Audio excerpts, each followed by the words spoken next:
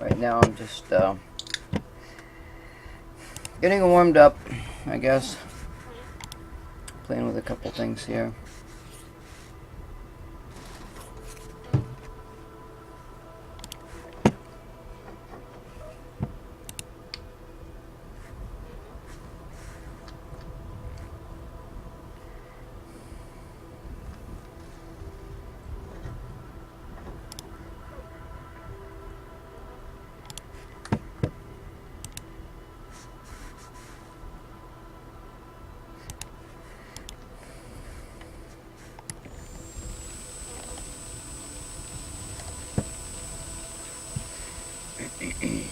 This is actually a larger Rover. I think, yeah, it's a larger Rover. Might be a medium. It doesn't move too bad.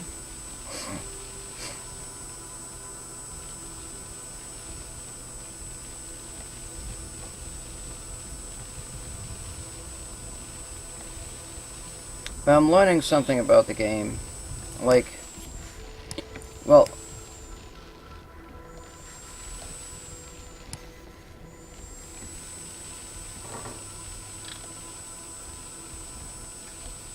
see, it's like, this thing's supposed to be looking for a rock. Oh. Wait a minute. But there's no zone there. But what's going on here?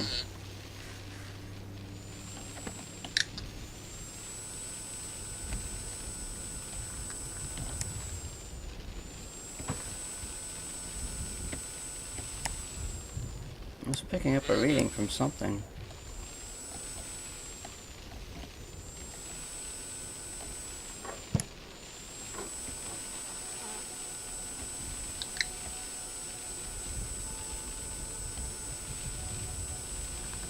I don't know. But anyway, I guess a rock needs to be in there, you know?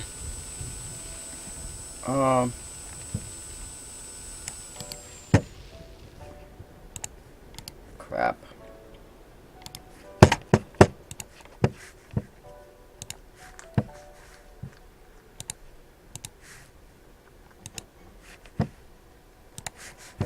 I like this one song, but I gotta go back over and play it again.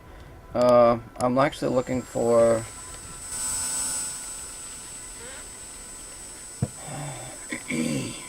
an EAS, and I don't know if it's off this Explorer or not.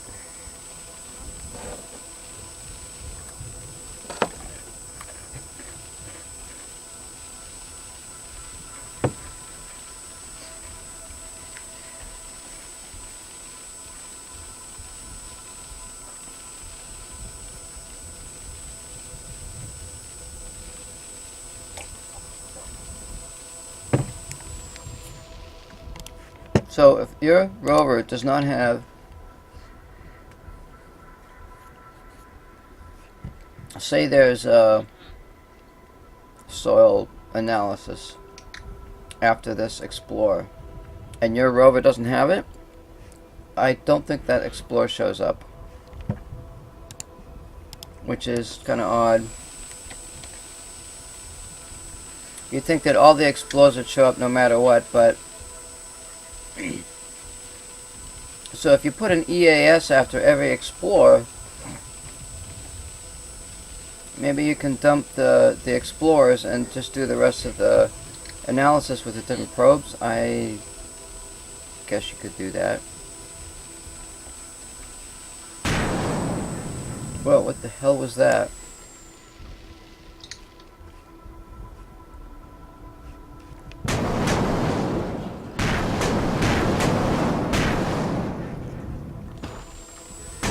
Is that rocket taking off or something? Am I just getting in? Maybe I'm just getting into the zone of the sound over there. I think it's having a hissy fit.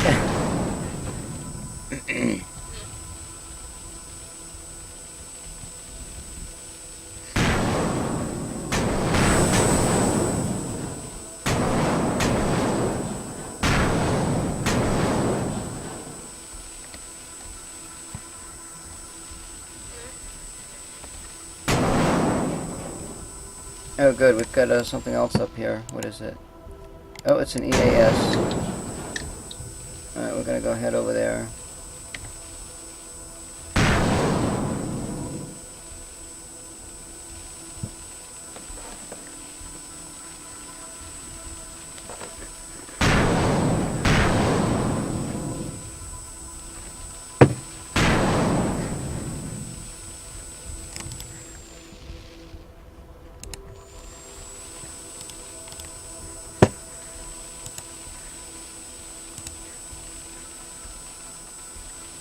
Now, see, if you're eating a snack or something, you don't want to keep holding the mouse button down. You just right click so you can get free movement of your arrow. And just kind of double click real quick on those arrows there to get it to move in the direction you want. If you click it once, it'll keep turning. So you gotta click it again to stop it. Took me a while to get used to that.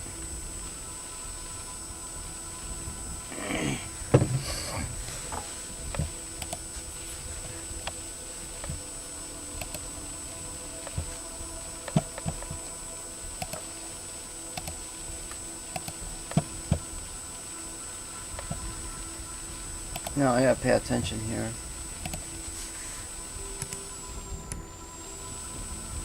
Now, if you've got two things in here, well, they only do one at a time. Oh, this is an EMS. That's not what I'm looking for, but well, I guess we'll do it anyway.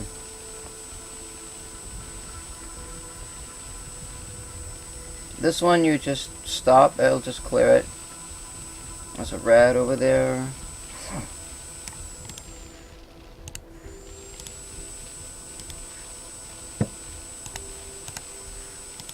So I've designed the rovers, well, I don't know what that is. I don't know if this has got the, oh, this is just a stock rover.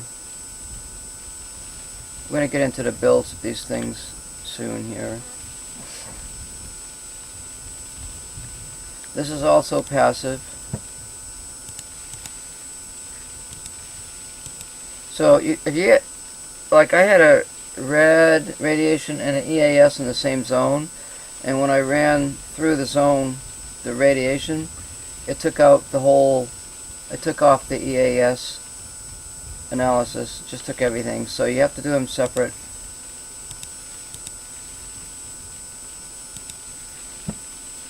Okay, there's another EAS up there. I put some command in one of these EAS zones. And, oh, there's another one over there now. What the heck am I doing?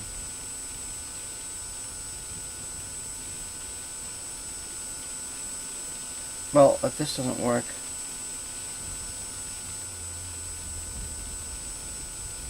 I got too much stuff in here. I gotta do another, I don't know what I set up here.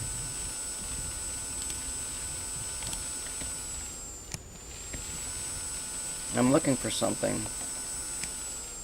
I didn't want to go through all this process to find it.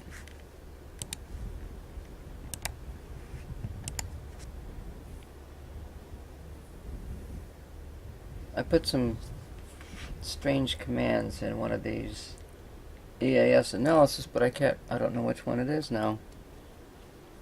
I may just have to do a separate mod or something, I mean a scenario, and get it done. Because I don't know which one it is. Oh shit, look what I did. God.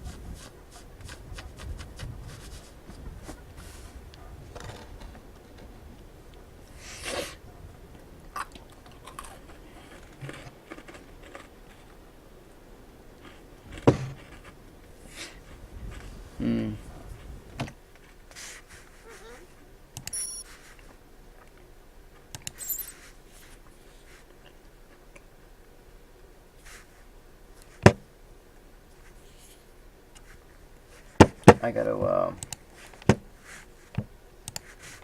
look at something, I guess.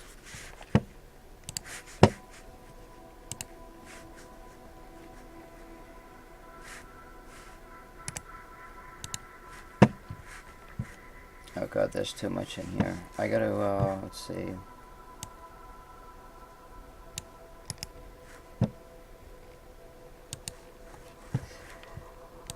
I gotta find another scenario that's got something in it.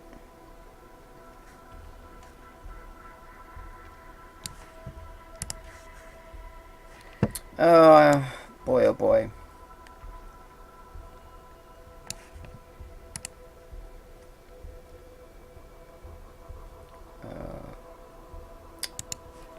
Doggone it, yeah.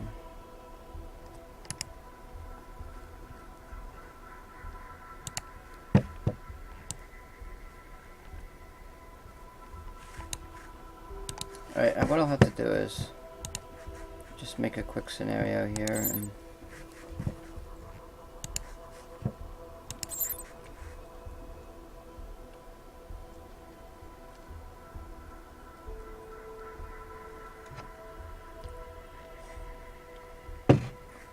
actually what we could do is call it drop test. And in fact, well, now we'll use this area because that's what my scenario is. So let's see what we got here. So I'll put a man down.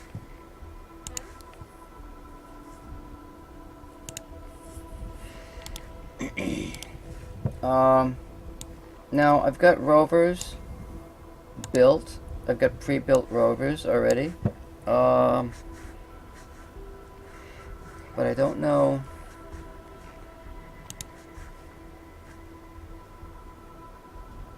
The EMS mobile uses EMS and EAS. And if we get down there and get a closer look at it, that's not the one I want because it doesn't have the solar panels.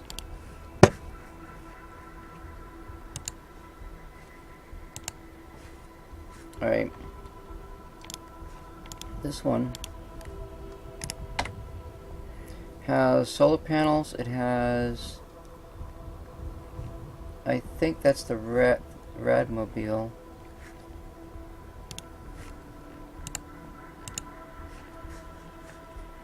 Alright, so what we're going to do is we'll clear all these. And I'll put the Radmobile here. I wanted to test, well, I have been testing the solar aspect. It works pretty good. It's got a really good charge rate. Well, but I did notice too, like if I wanted to have an APXS on the front, those solar panels might get in the way. So I'm thinking I want to build a rover with an arm and add a few, see what I can add to the arm. So this is radiation and something else. I don't know what it's got on there. I know radiation is one of them, so what we can do is I'll put an analysis up here. Now I always double click off to the side to make sure I'm not connected with some other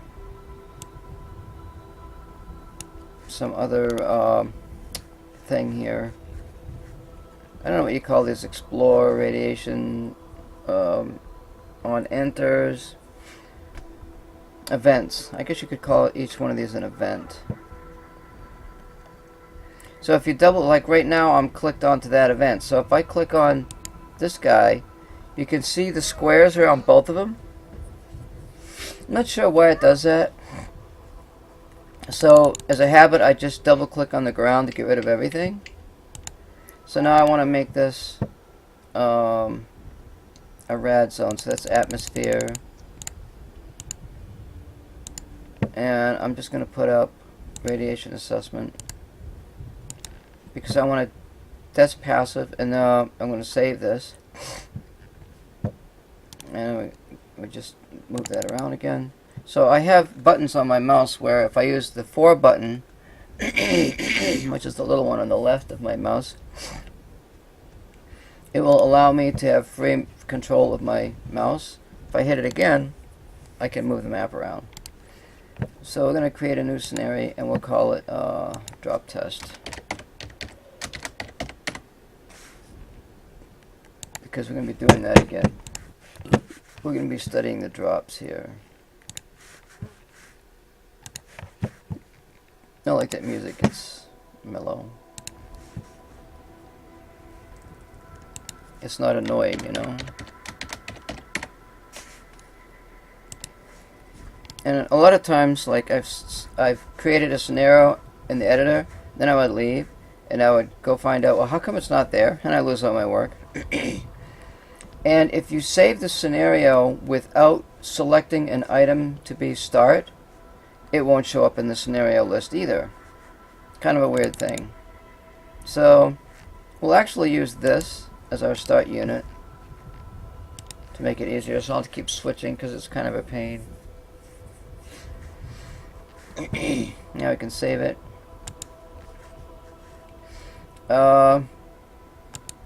And let's use, we got 1-on-1 here for time, it's daytime. And we'll get rid of all this stuff. And next solar event and whenever, so. And we'll save it again. And we'll play it right from here. Hit the C button. And you can back out of your rover. And use this. And it will tell you, you know, what's what and everything. And what I just remembered is, alright, I'm back out again. I'm going to save this. And then I'm going to go into the actual folder.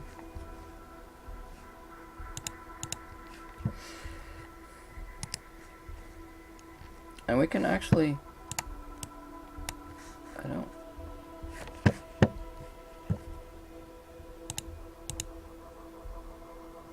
I didn't do my folders. Let me bring up, oh, the heck is, it's supposed to be 1.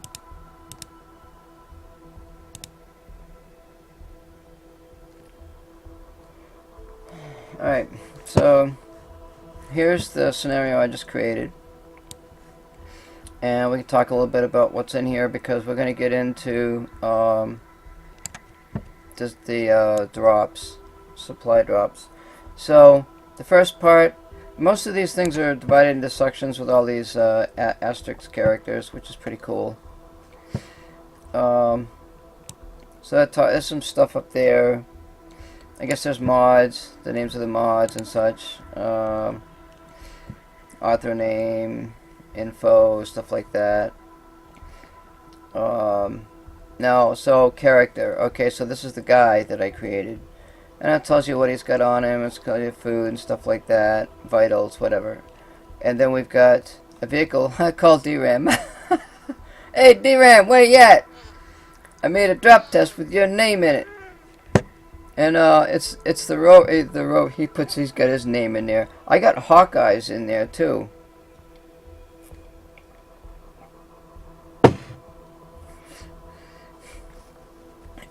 I guess it would name anything. Like it could name a supply drop after me. I wouldn't want that. I don't know if, I mean, I suppose I could go in there and manually change my name.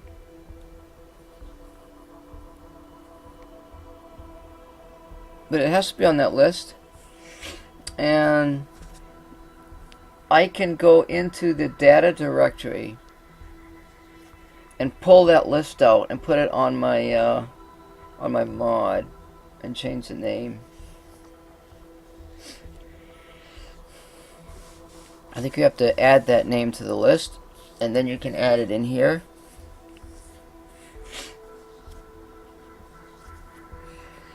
You know, it's file manipulation, stuff like that. But anyway, so that's the rover. So here's the analyze target. Oh, that's the only mission in there. And then it gives you a zone right here. That's the XYZ coordinates. And it looks like there's another number here. I don't know what that is. But the first set of numbers right here that's your XYZ coordinates of that zone. So in my scenario, which is now labeled, is it labeled yet? 9A was a bomb that it went bad on me. I think it's 8C. 8C still works. It's got the drop tests in it. Let me wait just a second here.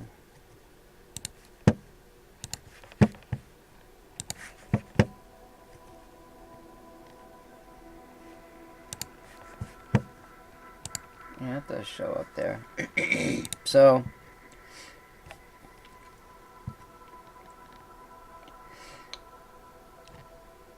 oh. Yeah, this is the Mars mission. So, now I'll show you, like, this is all the stuff that's in there, blah, blah, blah. There's a character, it's a pop tent, and it shows you, again, should show you, well, like this pop tent.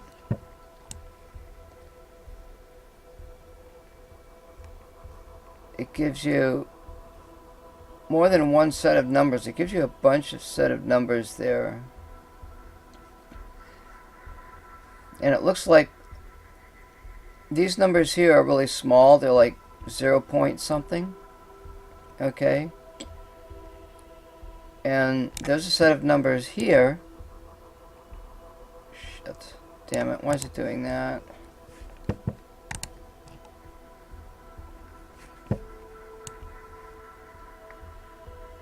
There's a set of numbers here.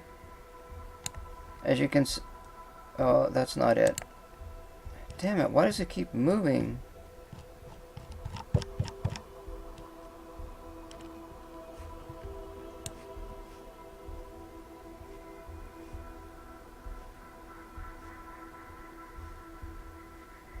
Right here. Okay, see, they're all decimal numbers except for this. Where the hell does it go? Except for this group right here. I have to be really careful with the mouse on this editor. So it says minus 9,500, minus 5,000, 4,400. That is the map coordinate of that, where that pop tent is located. So I can put down any item on the editor and say, this is where I want the drop to happen. Okay, that's step number one. I'm going to X out of this because I don't want that to come up by accident. So again, there's the number for where that whatchamacallit is, that test. Now what I'm going to do is I'm going to make a space, and I'm going to paste a couple commands in there. I have no idea what these commands are. I'm going to save it, and then we're going to go back into the game, and we're going to load up that scenario, which is this one.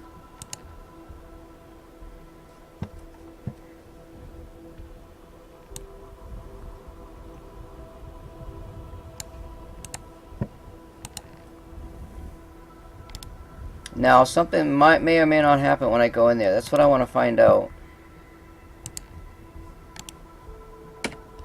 I want to see what those commands do. I'm curious. Now, this is a passive instrument. It's a test for radioactivity in the atmosphere. And the EAS is environmental assessment. It's a more accurate test of the area, and it's what I use to locate the methane vents. So every time a rover goes there, that Martianaut has to, he's got to have something, a container or something or whatever to put down so that he knows there's a methane vent there. And methane vents are only allowed in one grid. Now, the resource does not show up. I don't even know why I'm talking about this, really, because I'm talking about my scenario. If you click resources, it'll show you these grids,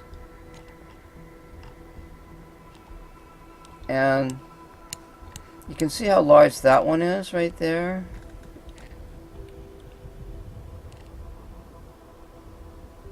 But the resource grids are a lot smaller. They fill in, they encompass that whole large area. So I still haven't really figured out what to do about that yet. So let's go see in here what happens when I go in there. Remember, this is passive, so that's going to go, something's going to happen here maybe.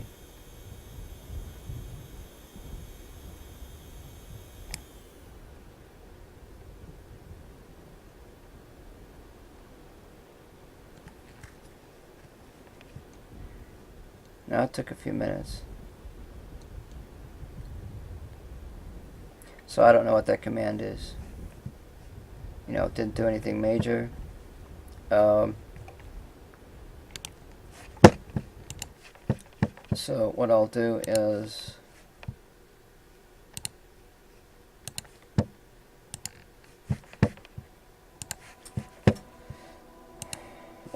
I'll go back and delete that.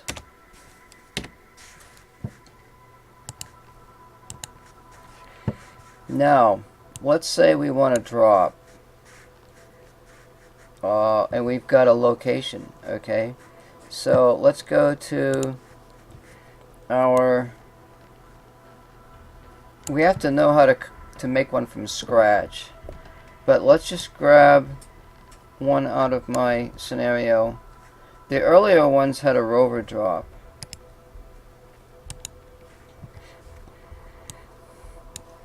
Now, I can only grab one at a time. I can't grab two of them. That's an astronaut. Okay, there's a large rover advanced.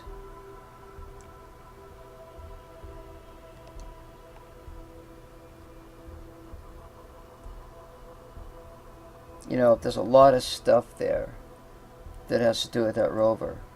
So you can't just go put a rover in there.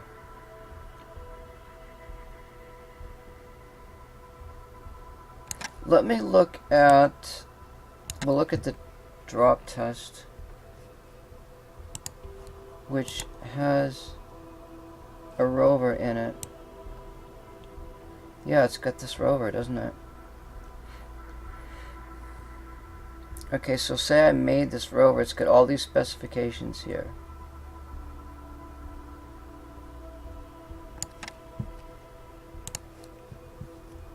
And I'm looking at this, that's a supply drop. I'm looking at another rover. This is a drop rover.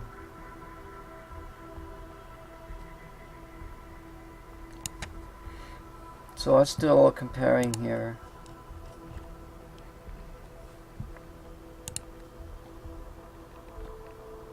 So that looks pretty much the same, right? There's nothing different there. This has got a lot more stuff in here because it's a, well, we gotta get down to this objective P section here probably. There's a B section. There's a P section there. It's just all the rover stuff. It describes the rover.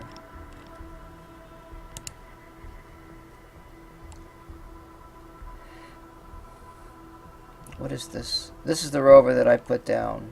This is the one that I built. Alright, there's an S section. Now we've got some scripts.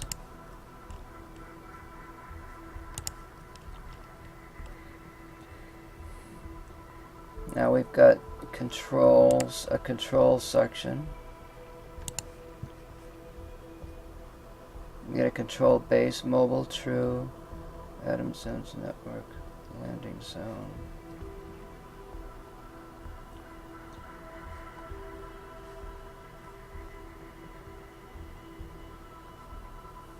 Landing, entities controller, on-sim landing module.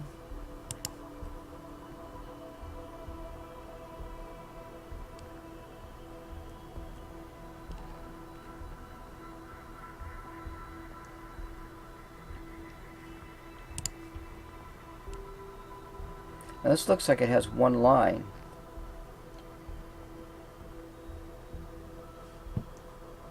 There's just one line attached to this.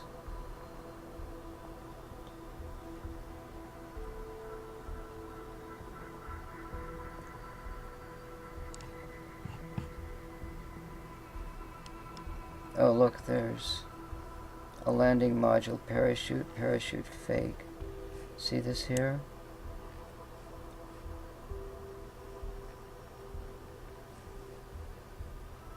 So we probably have to create a drop, because there's a heat module. See, yep, there's other stuff in here. Okay, and they may be designed for that, whatever that rover is. Now what I was thinking about Europa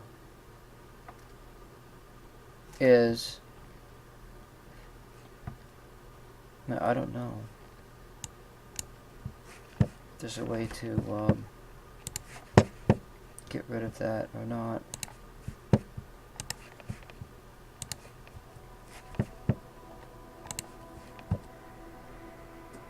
There's a hover thruster.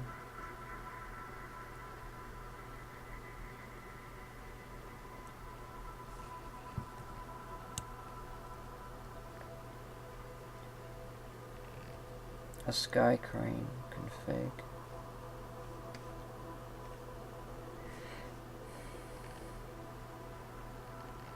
See, those are all attachment points. But I was wondering if I could get rid of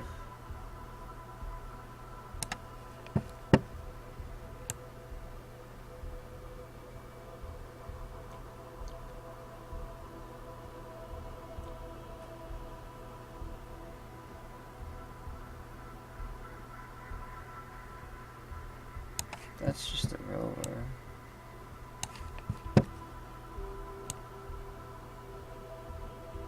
No idea what that stuff is.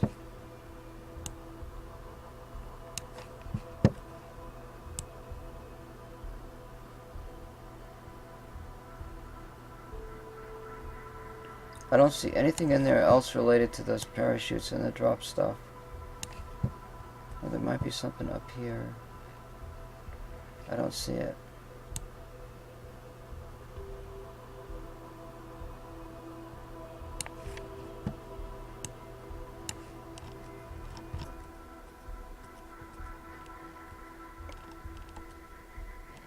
Thruster.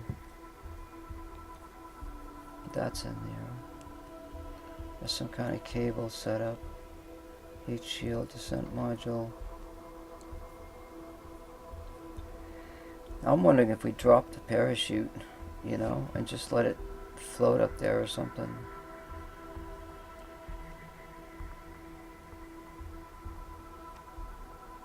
You could let it float up there, as if it was in orbit, and then try to go up there and get it.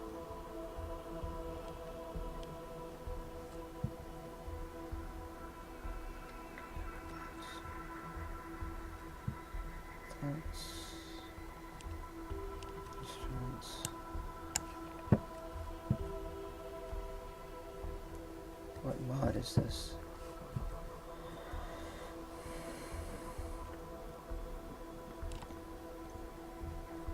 We'd have to play with something, I guess. I don't know.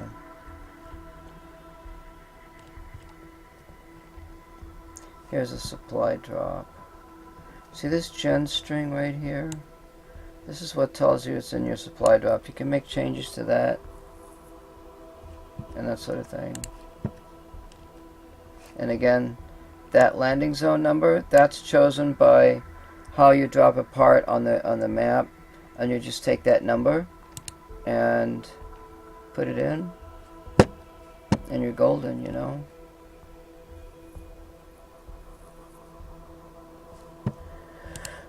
But I can't just put LZ in there.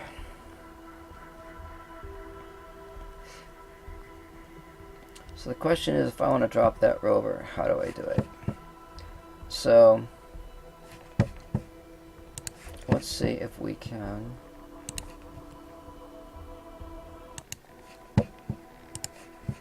Let's see if we can find out. Now my website should come up here.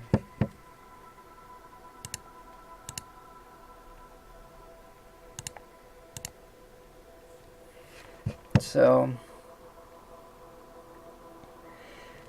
there's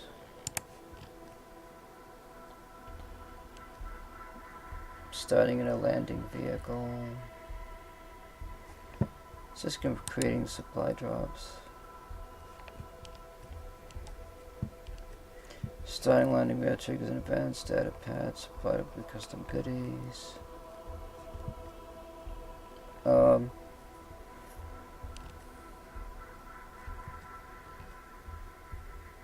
What happens is that the thing drops out of the sky, and then after it lands, all the stuff shows up in the box. Okay, it doesn't come down with the box.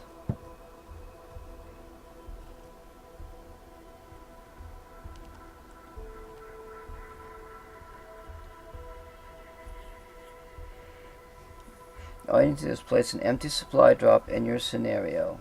Place the items you want inside of it and play it. That's it. This approach works with both supply drop types and the single player type, as well as the spawning type. Well, part of that's okay, part of it's not.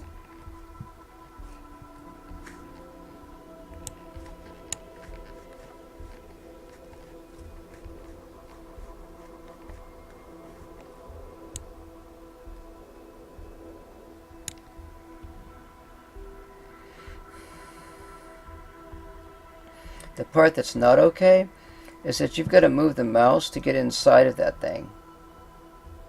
And it's not easy. It's pretty much impossible. Now see the way he's doing it? The way he's doing it there. See, he's moving the mouse.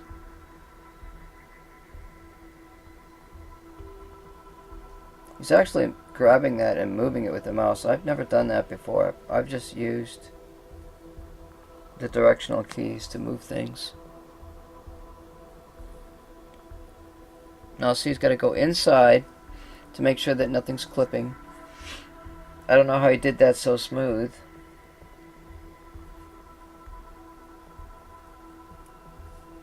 Now see, you don't know if it's sticking out down through the floor or anything.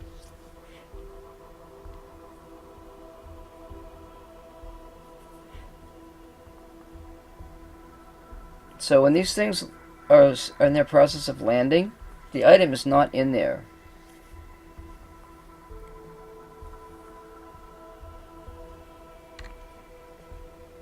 You can't relocate your supply drop. And then you gotta move its contents.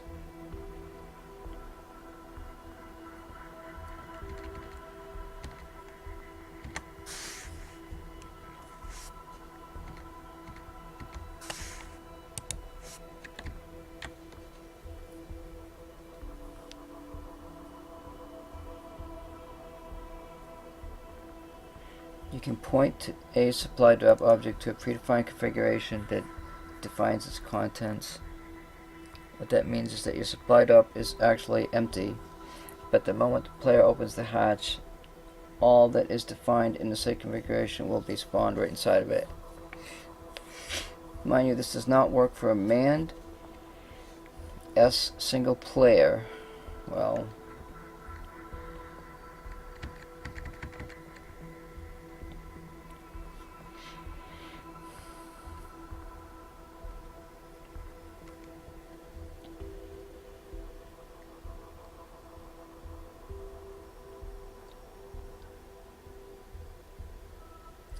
when you open the controller script, it reads the generic string.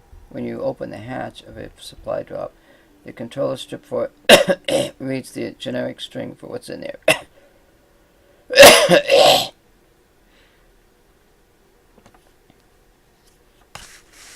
If it contains path, it will read and spawn everything that's defined in that configuration file. All you need to do is edit the path to the supply config.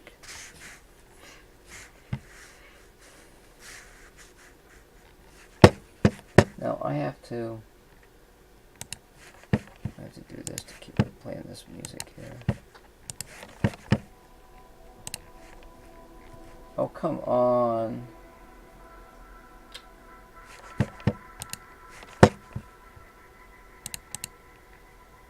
Are you seriously kidding me? Just because I moved the mouse?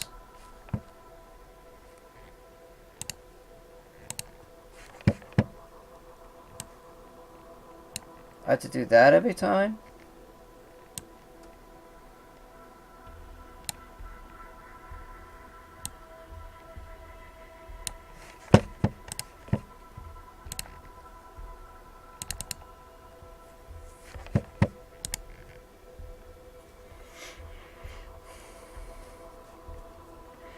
It's hard to see, but there. So you've got all your supply drop stuff. The name of the supply module that you're using, and then there's a string that you add. The name, it's called, you have to type this in manually, and you just add that right after the landing zone. That other stuff that's there, those are just part of the scenario.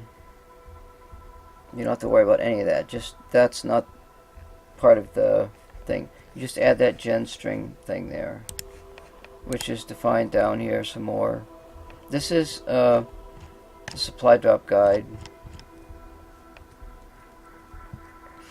So it tells vehicle, name, gen string, 0, gen string index used for multi-drops. That is 4 stack supply drops. I don't know what that means.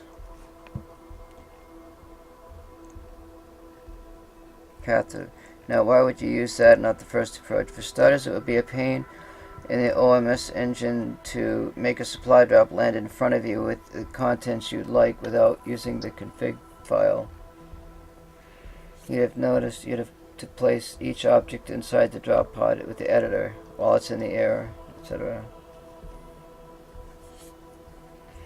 Following this, you create the supply pod empty, put it where you'd like, save it, and change a value in the scenario file, and you're done.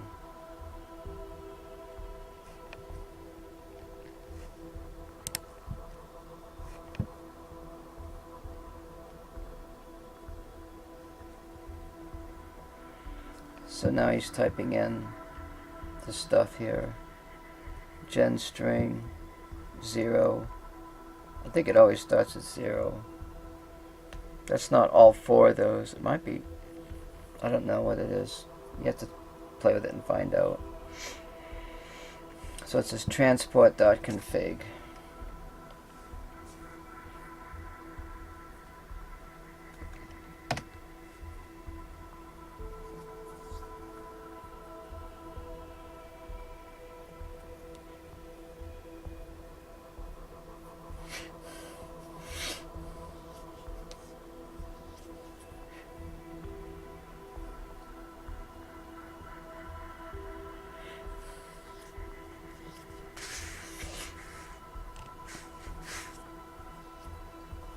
There are predefined config files that you don't have access to. Now, those files are located, if you use the workbench or the TCOM loader is what it is. You load that directory and use the TCOM loader. We could go through that process, but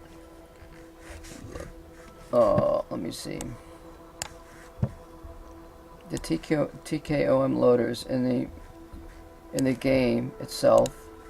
You click on your Steam directory, Steam apps, common, take on Mars, and then click on take on Mars. And you have what's called a TQM loader. And you double click on that, and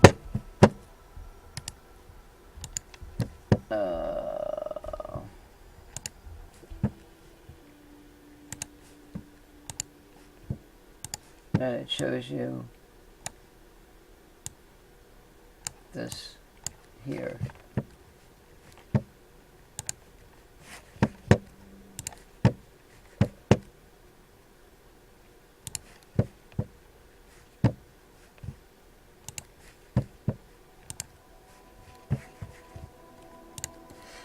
So what you do, it talks about your mods and everything. I don't use that for the mods. I always use the game. You create a new profile. There's some stuff, I don't know what that is, so don't mess with it. There's Workbench, which is an artist type thing. Whatever. It's got particle editors. It's got a bunch of stuff in there. But we don't use any of that. I mean, if you want to create a new planet or something, I suppose one could do that too, couldn't they? If they really wanted to get in the game. So now you've got another file that's called extract game data. So you click on that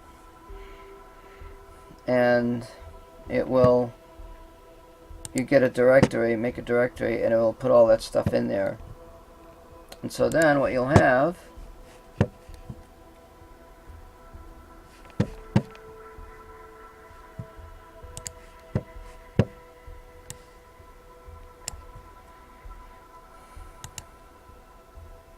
is a directory. Games installed. Shit, let me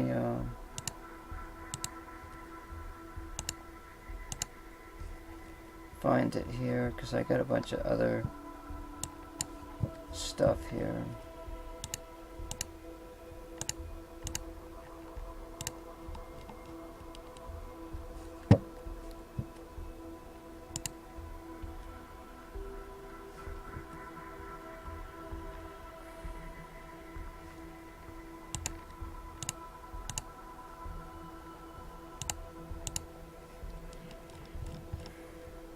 Bear with me. Alright, so let me bring this up. It's probably not going to show it now.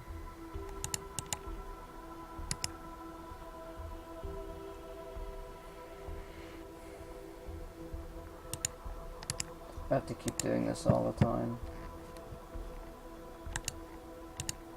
I have to live stream live, that's what it is. Okay, I gotta resize that. I don't even know why it's doing what it just did.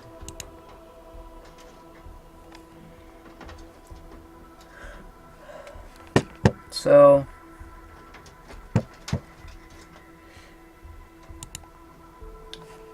now let me put this in the picture here.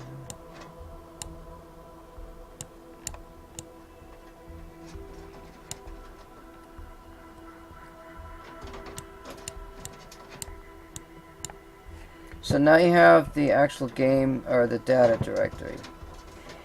And so now we go back to this, where remember he was talking about that gen string and that other stuff.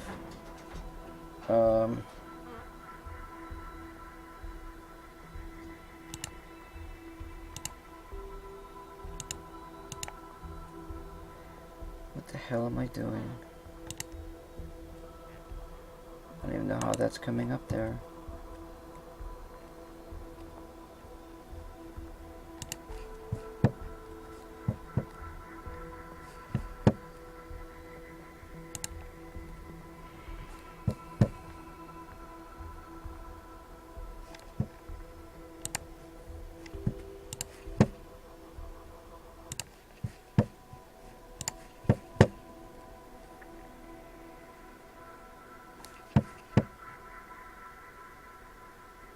Why am I on this?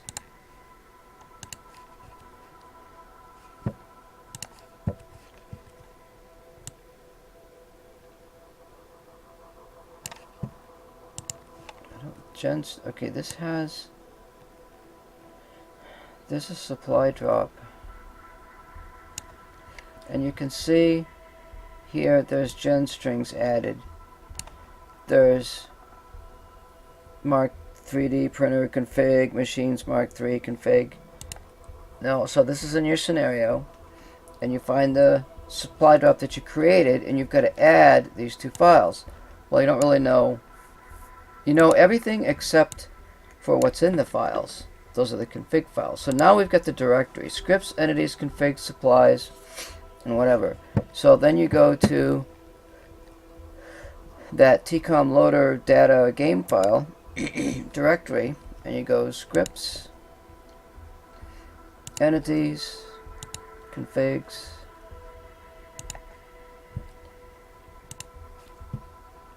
and supplies. And now you've got all of your whole list right here of stuff. So if you wanted to look at the printer, there's the 3D printer drop, modular 3D printer. Right there, it looks like it's capitalized. And it's not here. Doesn't matter.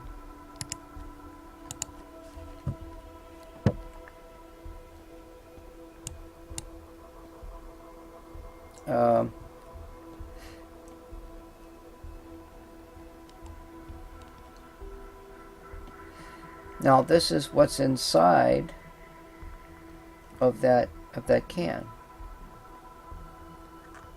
Now you can't go in there and just put stuff in. You have to do it manually, like whatever you want. Or if you wanted to take something out, you could. See, that's what I was trying to do. And you can see they even have the wrong silicon oxide and stuff in there. I could actually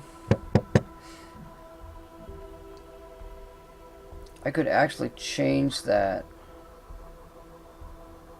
Change those names.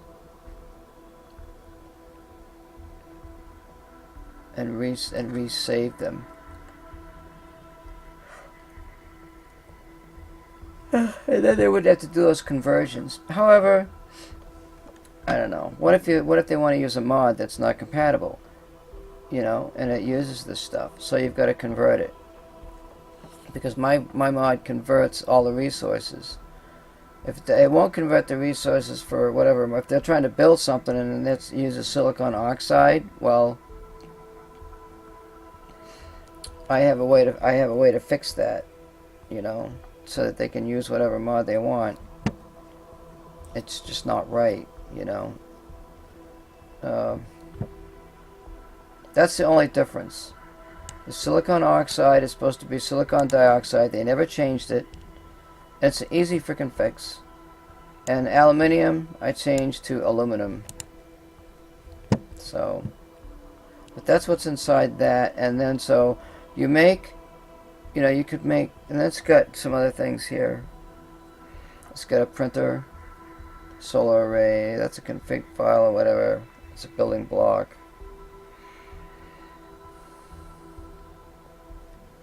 It's all that stuff.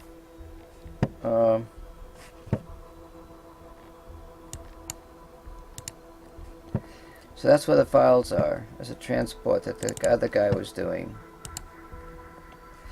Cargo transport. That's like a truck or something.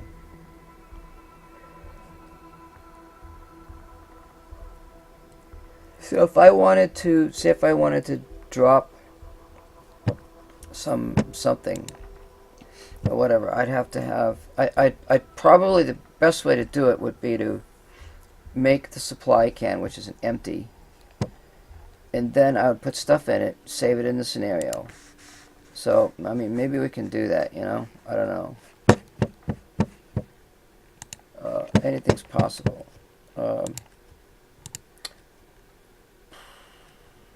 We could try it. That's just a supply drop, not a rover drop. So what if... Yeah, but see, that's not a config file. We'd have to put this stuff in and create the config file and then create that as a mod and we would save, we would have a directory in our own thing here. It goes, it's part of configs. So you have scripts, or you have it doesn't really show the resources, I don't think.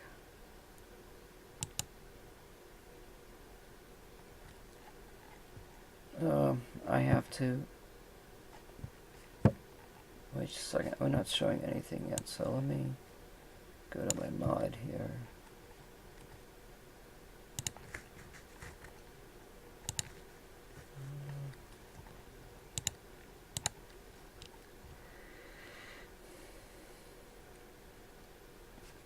I'll just bring this up real quick.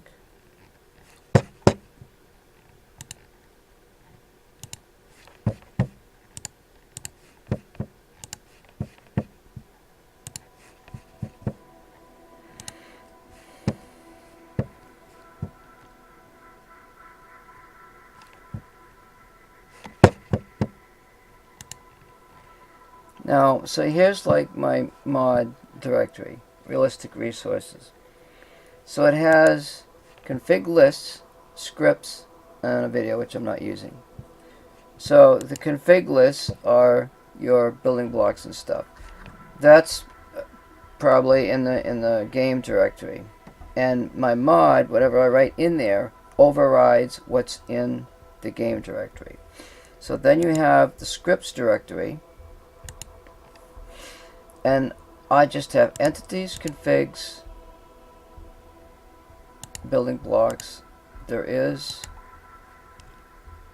supplies, which I forgot that was in there. Actually forgot that was in there.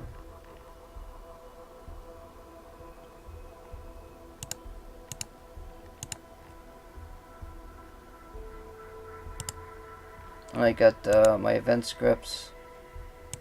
You have your entities. You've got configs, controllers, and event scripts. Names, character, text.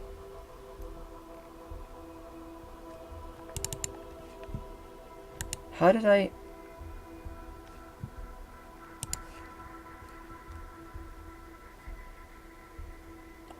never bothered to look in there. There's that file with all the names. It's in that directory. It's this file right here, and I added Hawkeyes. That was freaking last year when I first started playing. I wonder if it's in here.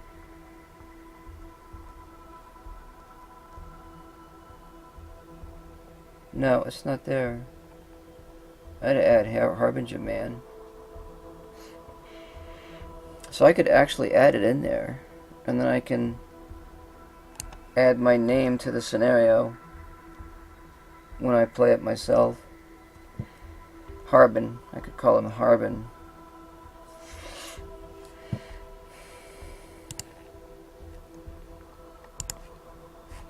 Oh, that's not gonna work, is it?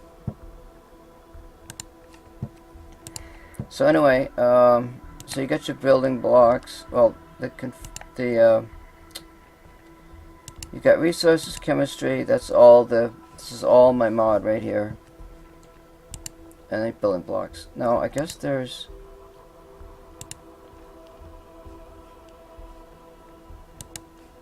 I'm trying to find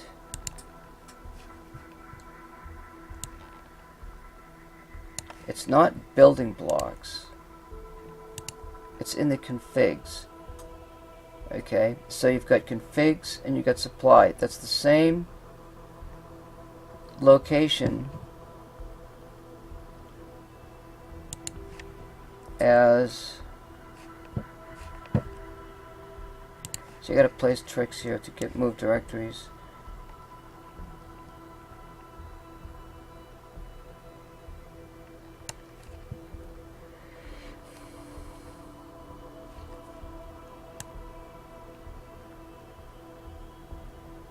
Where the hell is the scripts? Shit. Why is there nothing in the script list? I must have went down too far. It's in the game data. Configs, building blocks, and then you've got supplies. So if I bring this back on. So now in the game data file, you've got your game data, your scripts, your entities. There's some stuff in there. I don't know what all that stuff is. Your configs with your supplies. And there's that. So what I've done is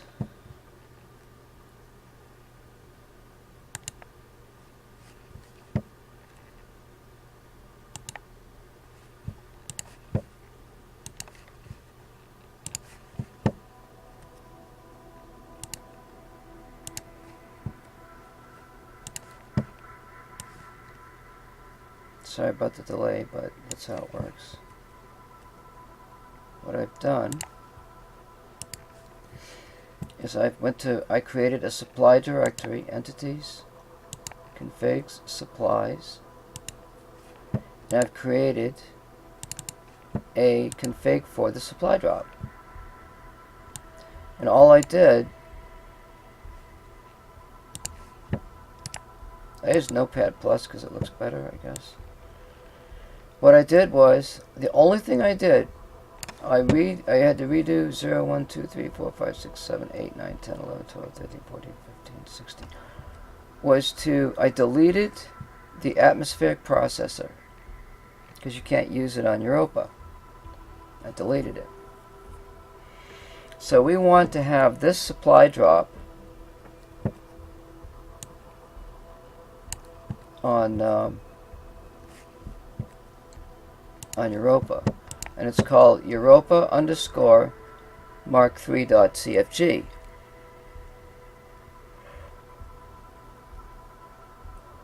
So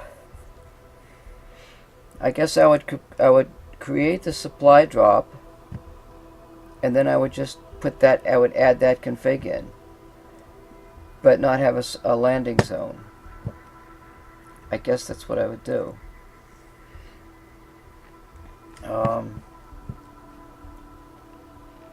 Why isn't that up? Is that...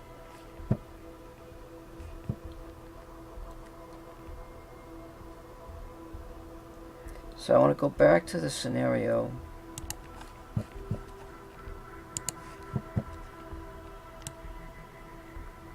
And it's difficult to navigate around because I got a lot of stuff here.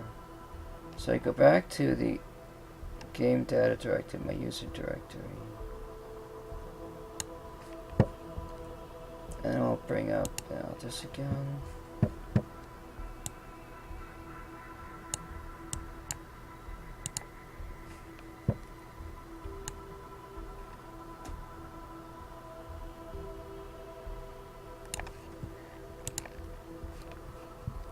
Under... I always have trouble finding this.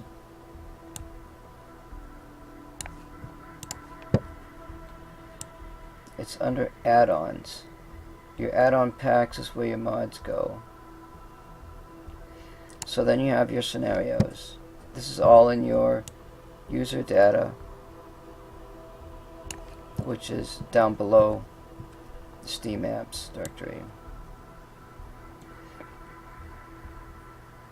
So I've got, let's say, it looks like I'm up to Eurotest 4 or whatever. I don't know what else is up there. Europa Stillness. So if I were to grab, let's say Europa Test 1, and let's see what's in there.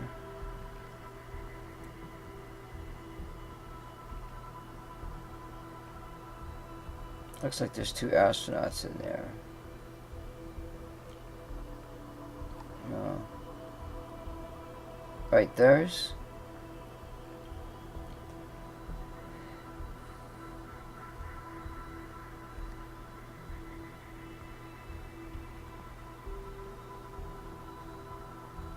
Scripts, metal tank, resource barrel.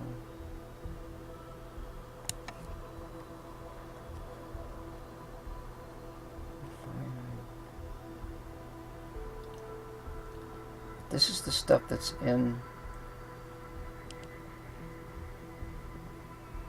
one of those supply cans, but it doesn't show up as a drop. It's telling me everything that's in there. It's acting like a config file.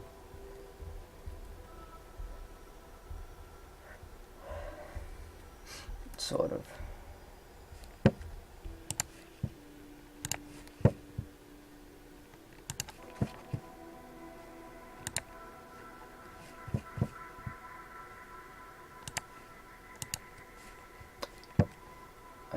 I don't see, there's no supply drops there. So what if we go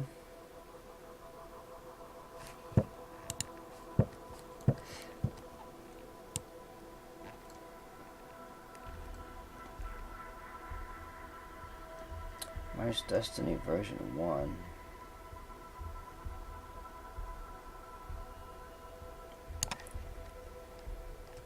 I don't know if 3A works or not.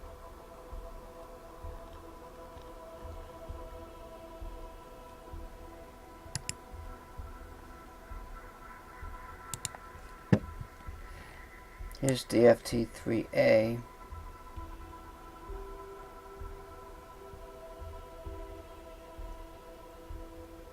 Now see, that doesn't have a supply drop in it for some reason.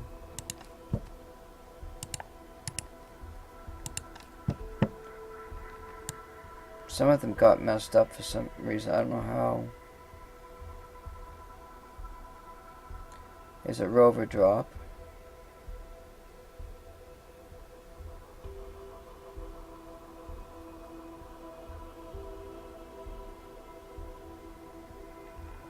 I don't know. The DFT3's got messed up somehow.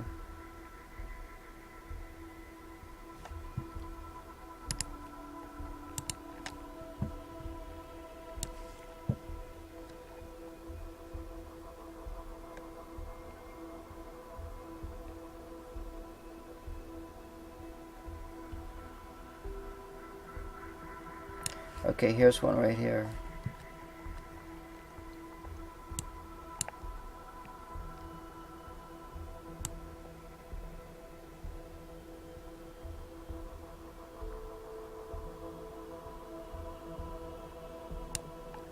See, I tried to replace one of those.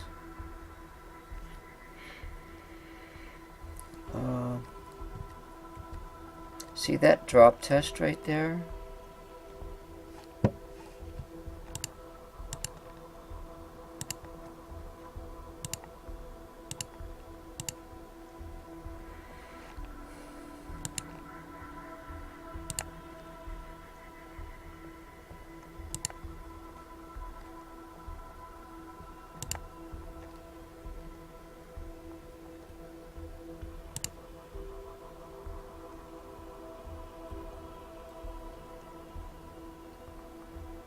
This is Mars Destiny. What the fuck?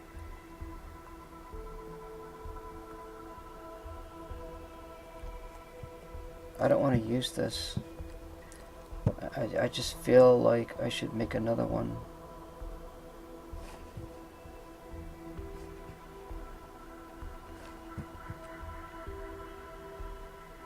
Damn it.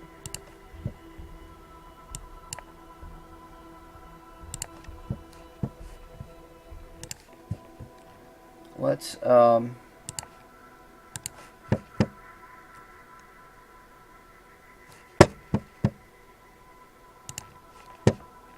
go to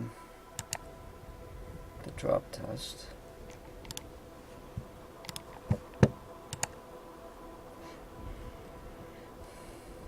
And what we'll do, we've got a landing zone. Well, it's kind of close. But we'll use it. We'll use that landing zone number. Maybe we could just mess with the numbers a little bit. And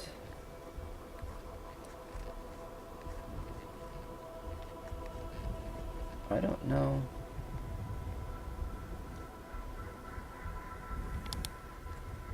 I'm not even sure. You don't just add the can there because it shows all the stuff.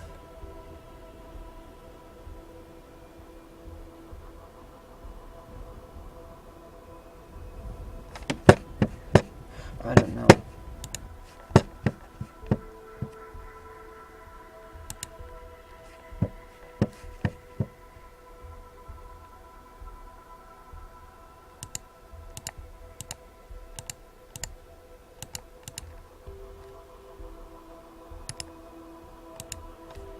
I have to mess with this every time.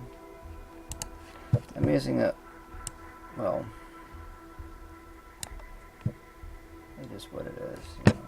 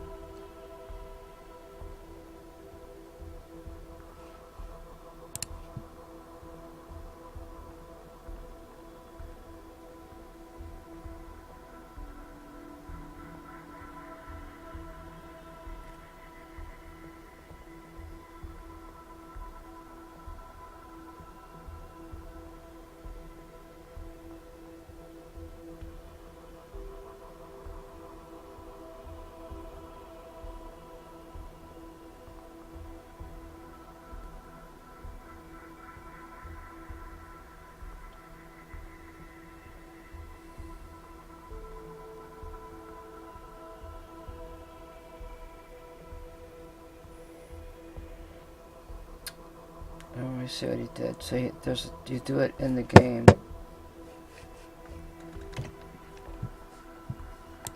So what they're saying is,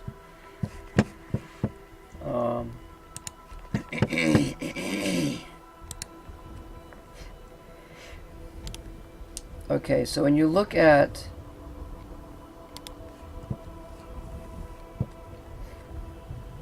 the stuff that's in here, it's in vehicles. A supply drop is a vehicle. So you've got starting equipment. All these other ones are empty.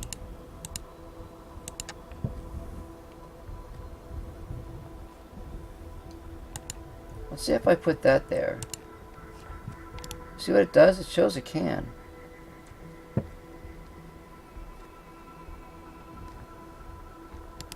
That ain't what he showed in that video.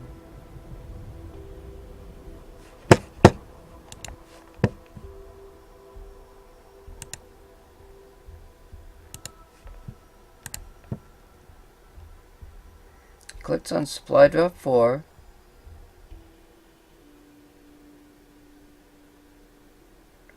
Oh, there's another button there.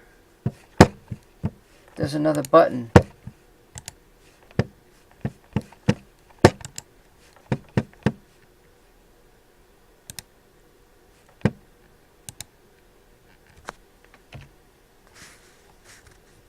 Wait just a minute now.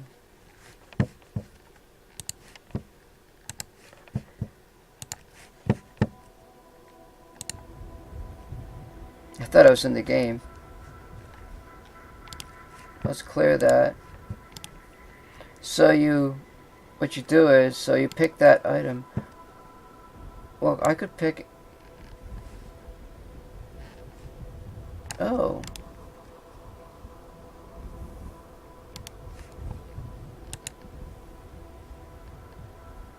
Spawn in location Okay, so this only works in... Wait a minute.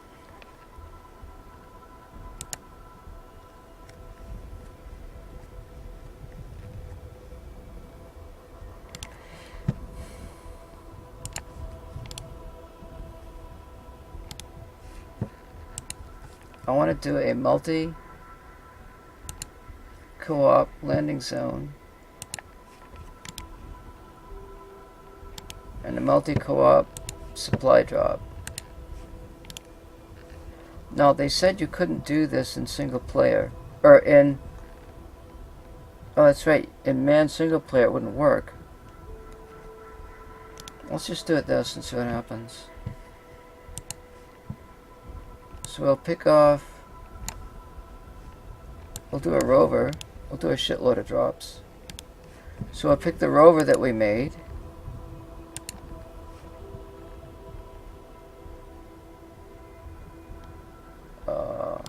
Something didn't work.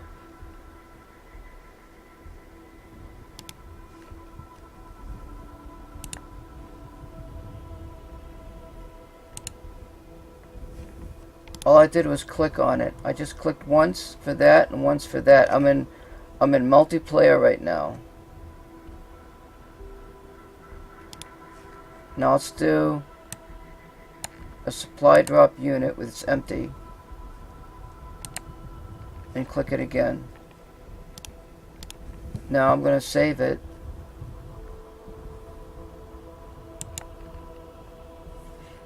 Now I'm going to go and look at the directory.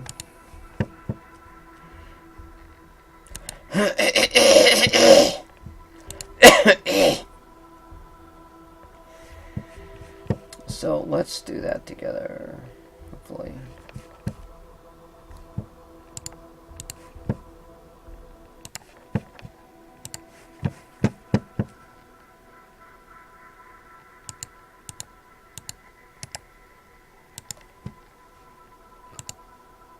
I have to do this every single time.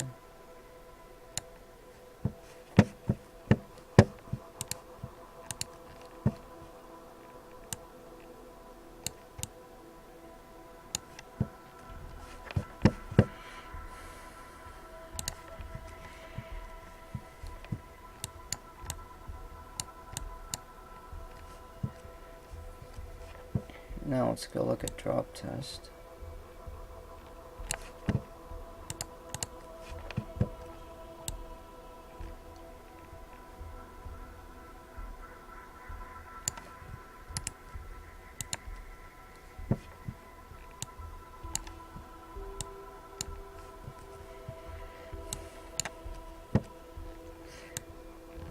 So we've got an astronaut,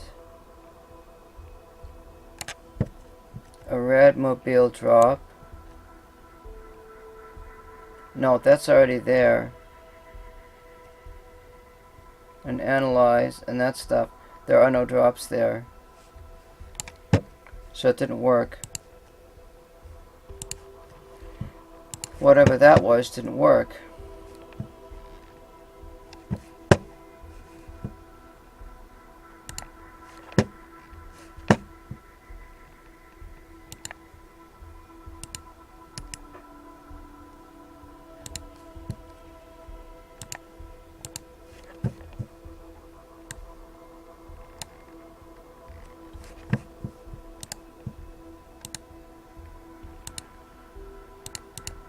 Oh my god, come on. Why is it doing this?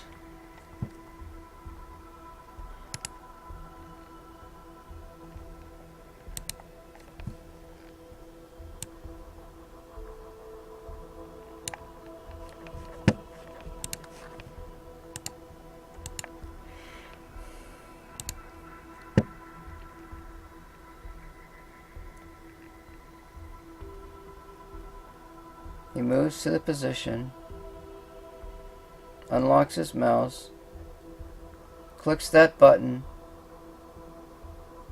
saves the scenario. Oh, the gen string.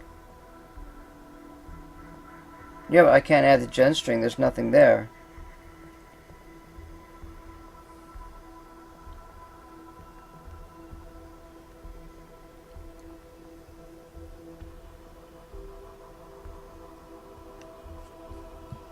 scripts, controllers, supply module, landing zone.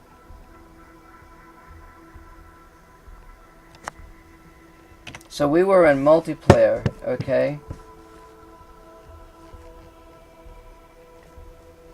And that didn't work. So let's go back in single player mode.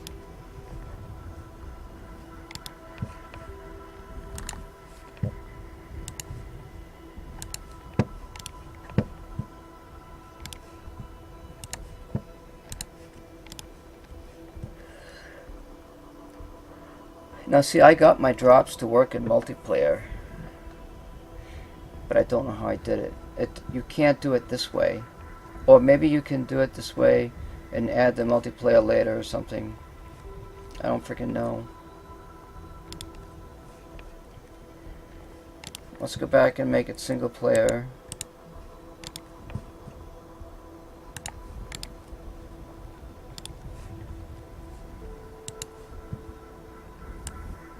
Add a single supply drop.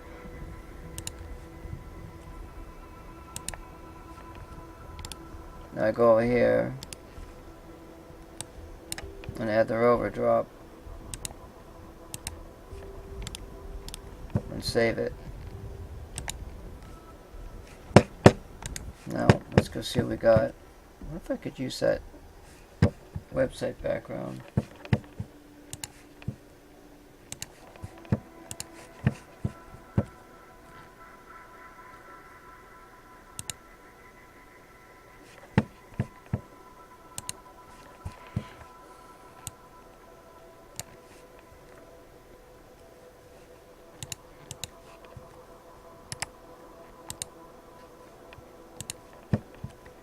Alright, now we've got some stuff in here.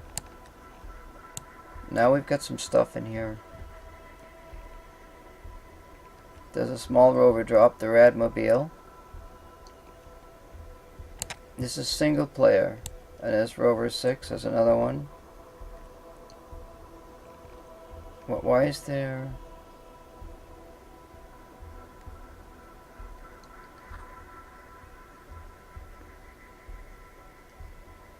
EAS probe alpha?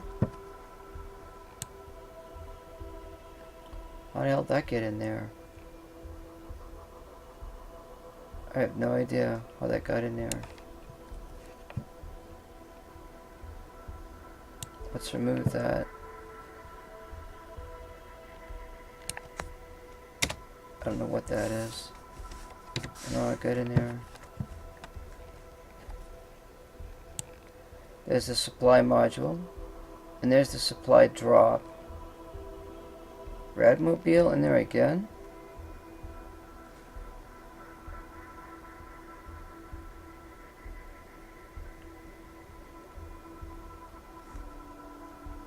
Oh!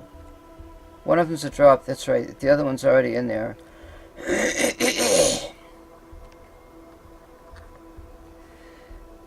Let's go back to...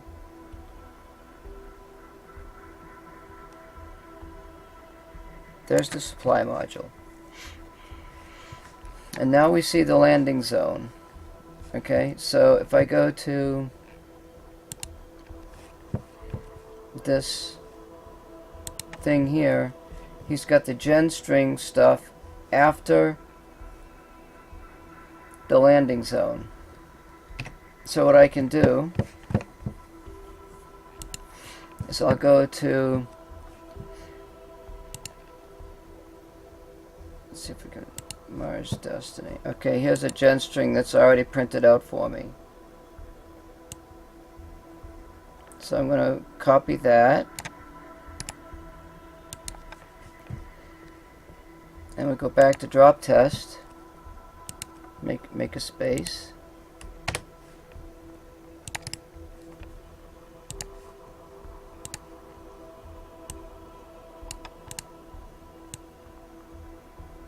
Now it's not going to let me do it.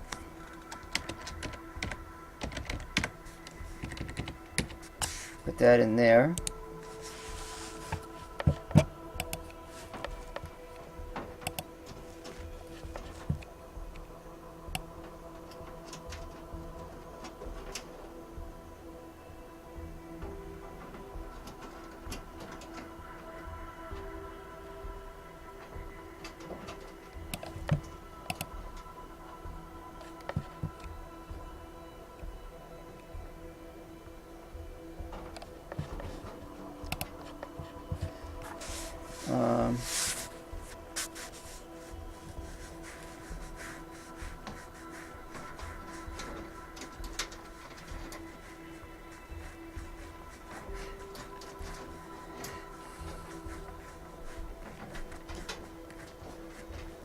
we've changed the name, the directories, everything's there. So if I use that config file, that's what would show up in that supply drop.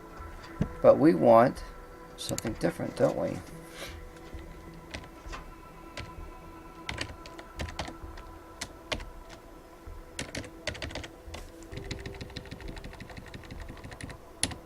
We want that file.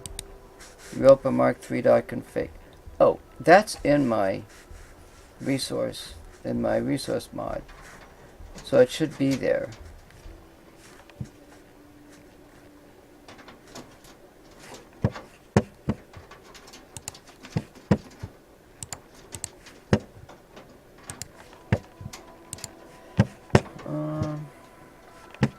Let me go back up to my resource mod.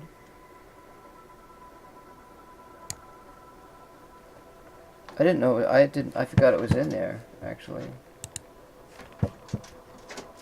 So as you can see, that's my resource mod. Config lists, scripts, entities, configs, there's supplies, Europa mark3 underscore config. This is my backup. And there it is. That's all the stuff that's in there. Everything except for, all I did was delete that atmospheric processor. There's no reason why this shouldn't work.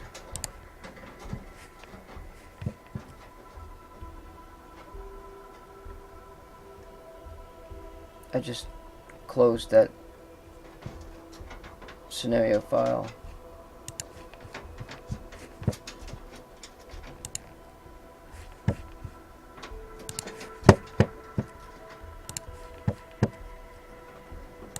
Let me get back there.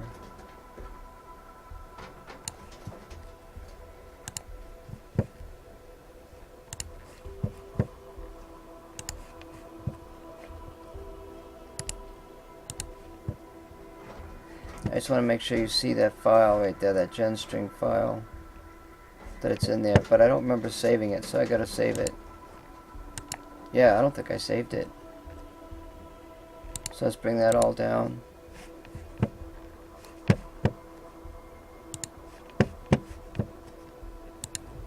Now let's load the game.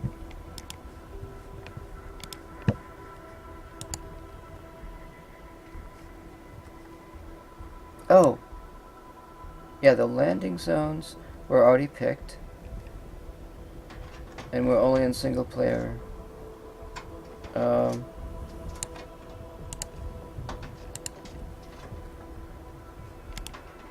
Now let's play it.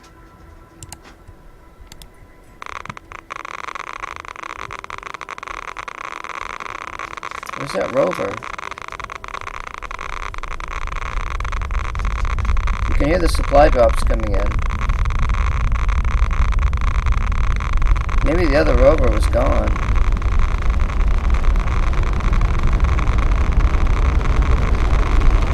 Oh, why the hell are they way over there?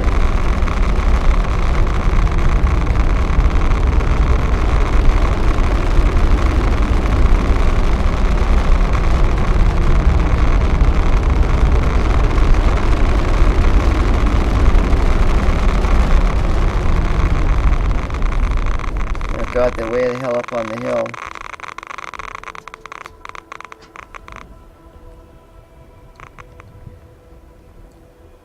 What are these? That's... oh God, I can't even see. Is that a... those are the rovers. So you can see where I put them is not quite exactly where they landed.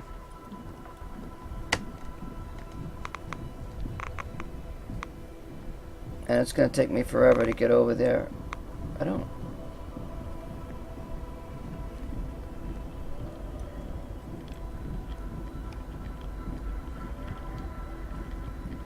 but they both came down. The only problem is, see, what I figured out is, well, you can't have supply drops in Europa because the atmosphere is gone.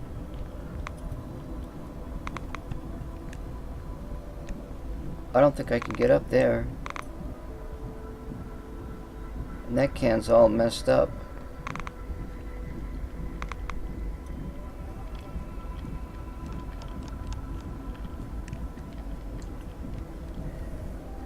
I had a hard time moving those numbers and redoing it and everything.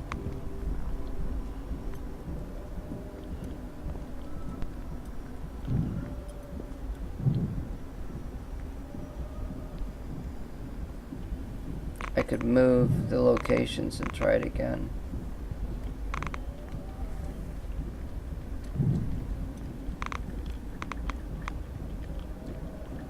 I probably could get up there if I went around that corner. This is not taking too long.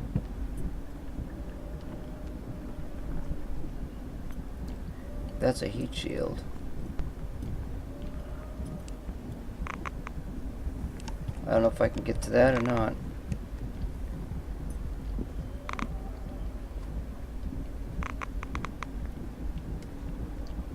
Why is there two of these?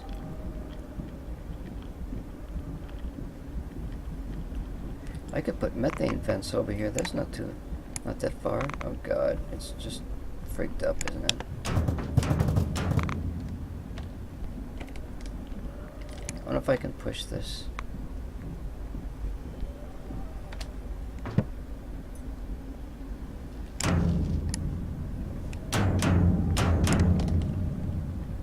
Right, this is the one with a bunch of stuff. It's got a solar panel in there. Oh, this might be the one. You know what? I don't see. There's no atmospheric processor in here. If I can pull that out of there.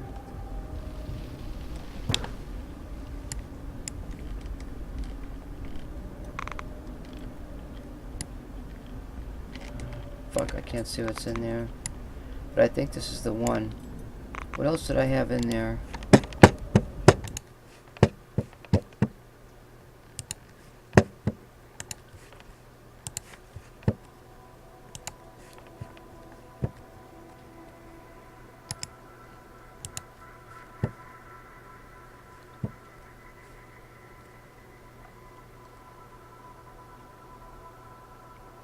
Supply module 1, Rover Mark 3.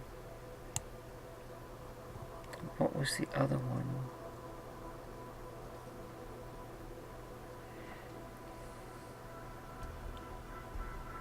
Oh, there were two supply module 1s. Two of them? Why the hell was there two? The bottom one doesn't have a gen string in it, so it's empty. Huh. I don't know there was two. So that worked. There's no atmospheric processor in there. It worked. It's just that it's far away. Now let's go back and look at this stuff here. Oh, it dropped that. Now see, I've got a landing zone for two rovers. And I could use the same landing zone for the smaller one. So let's, while I'm thinking of it, that's what I want to do.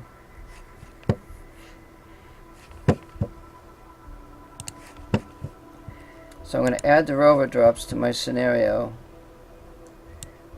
And to do that, I've got at the beginning of when I started Mars Destiny, Mars Destiny, well, I got a test version 3, test version 4. Let's look at test version 4. There's a small rover drop.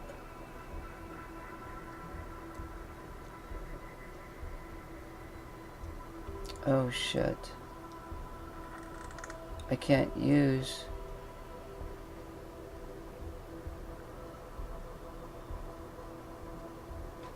Oh, I just build the rover and do the drop and just change the landing zone.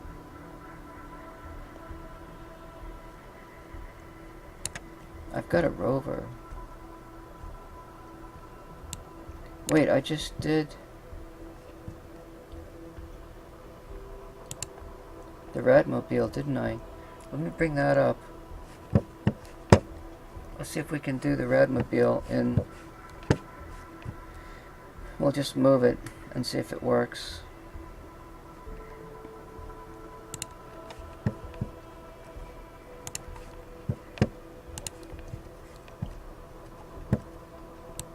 So this is the drop test.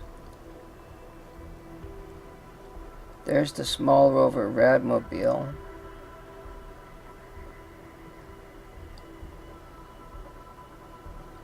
Lander, airbag. See, you can see all the airbag, heat shield, all that stuff is in there. The only thing that needs to be changed is the landing zone. So, oh, that's the drop test. The landing zone for the small rover.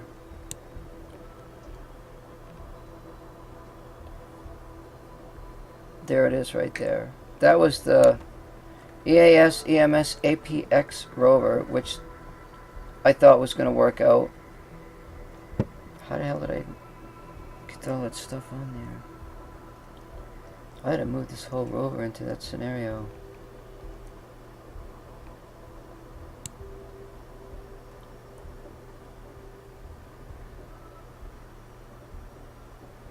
Can I do that? I don't have that rover.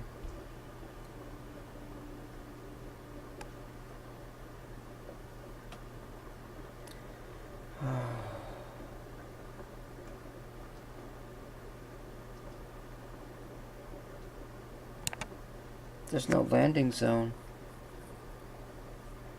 This one doesn't have it landing.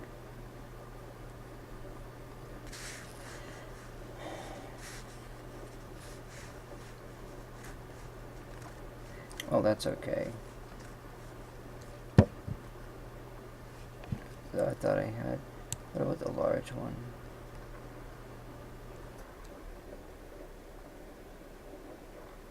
The large one's not in here.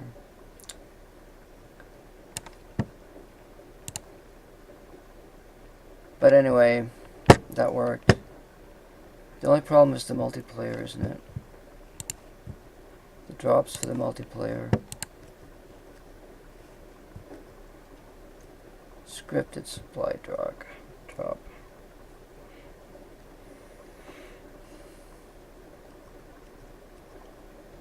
Now see up here it says specifically, this does not work for a man single player. Well, it works for single player, but it doesn't work for multiplayer. Maybe they got it backwards.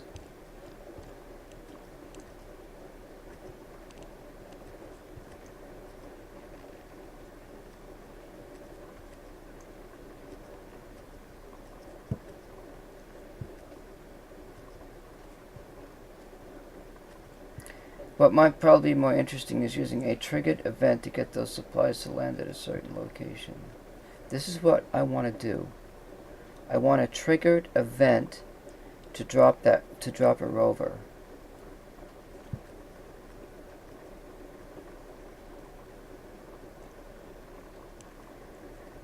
Here's a script.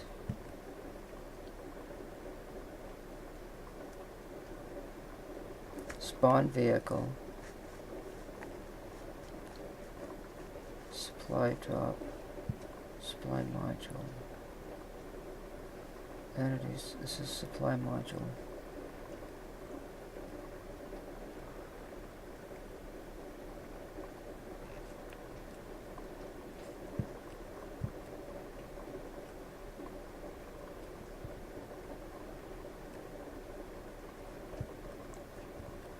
Game show hint. Oh. The show hint is like if you go into an area, okay, this is a script that will show up. This is an event script. So I can go to that area and bam, I've got a supply drop. And I can make it happen every time. But how do I do it for the rover? Okay, so what we could do,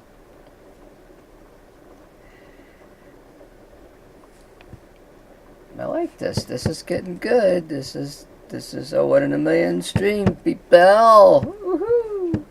Gonna get her done. That's alright. We're gonna get her done. You know what I'm saying there, Vern? We're gonna get her done. You know it. I just have to do certain things here.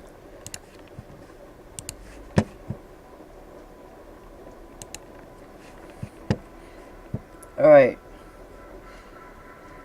Let's go to the game.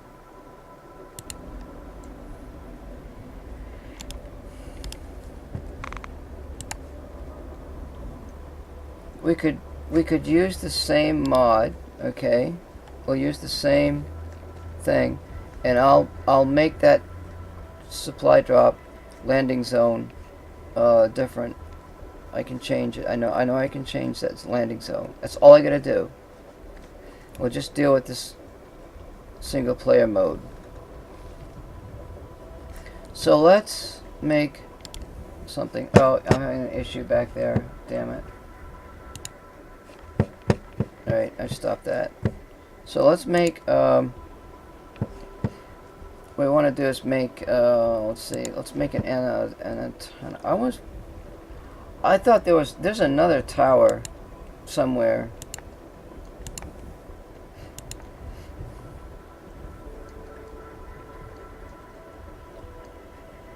I mean, I thought these comm towers worked or something. I don't know. Yeah, that's the one I was looking for right there.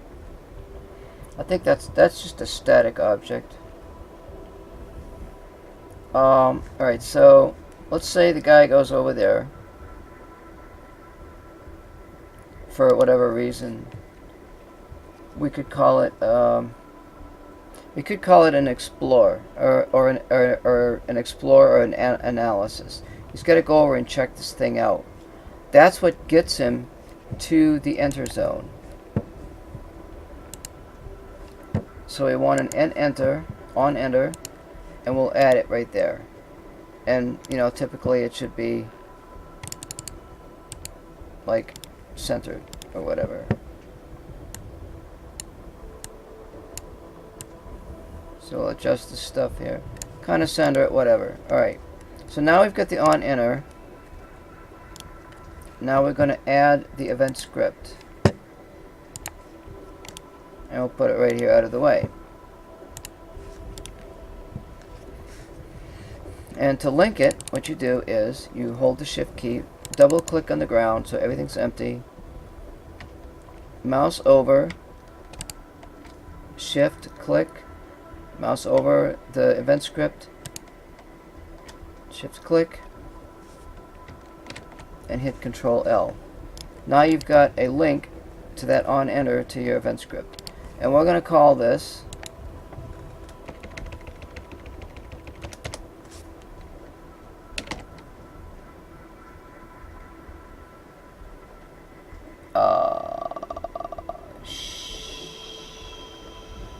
shit.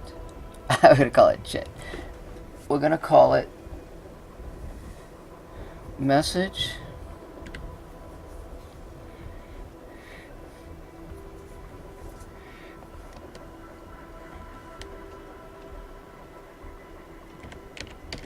Rover drop dot H. Now we've got that set up.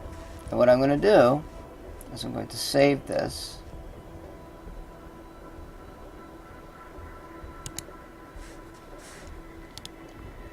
And in order for this to work, you have to have the script in your mod.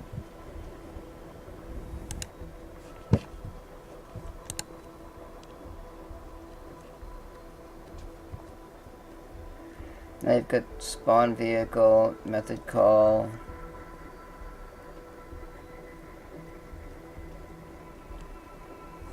There's some more event script. Module 1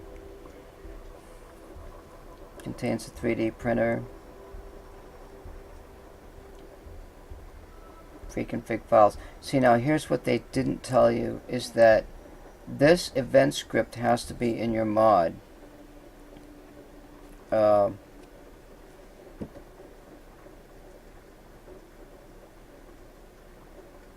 We can create the supply drop out of thin air, so we have to set the generic string values ourselves. This is how it should work in multiplayer. Landing zone definition is not required. It all works well without. It works without a landing zone. That doesn't make any sense. Spawn vehicle.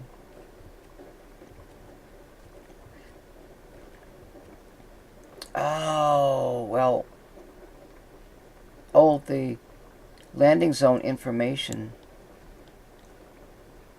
is in that script. But you gotta know where that is. What hell is this here? Another one?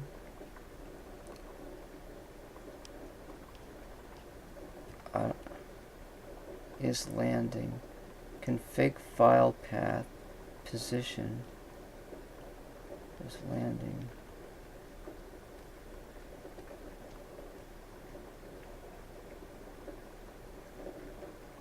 If supply drop.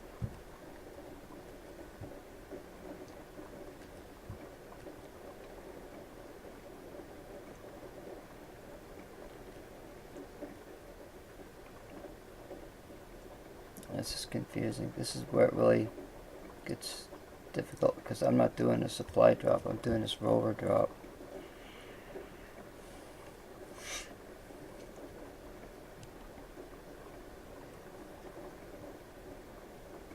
And there's that position number. That's the landing zone again.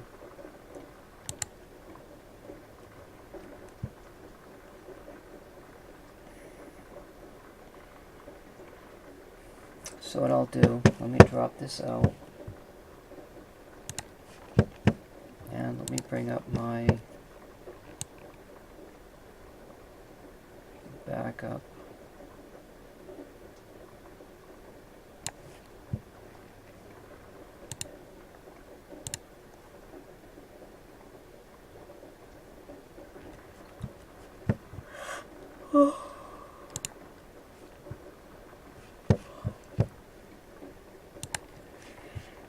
This is working out pretty good.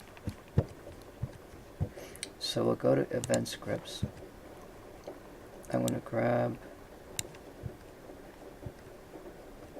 mission.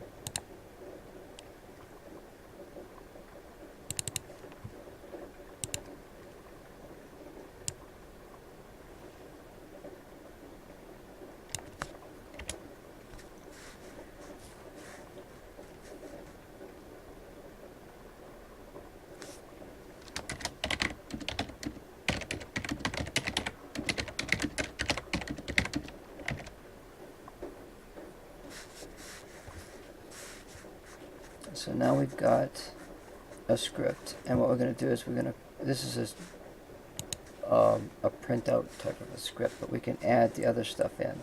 So we're going to save this as, oh shit, pardon my French, hang on a minute.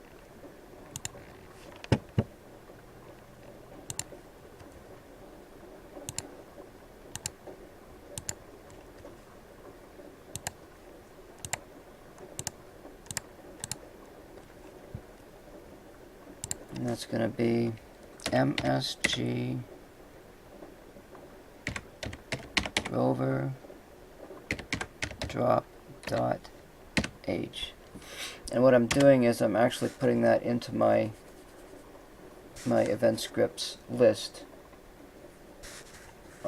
in my mod, so I can add that to my game later.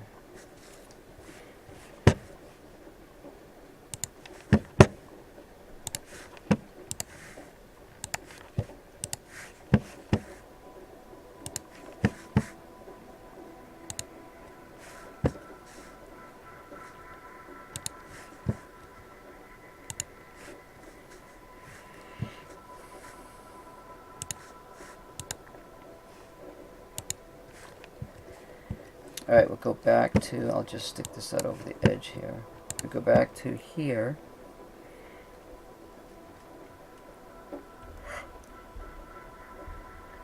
And what we want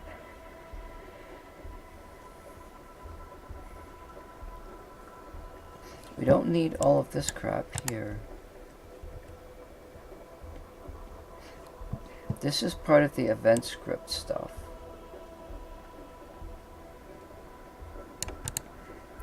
There's this.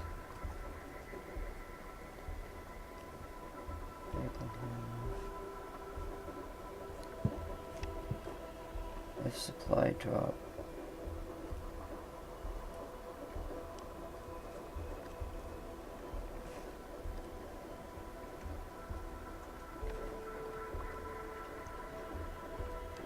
This is what's in the supply drop.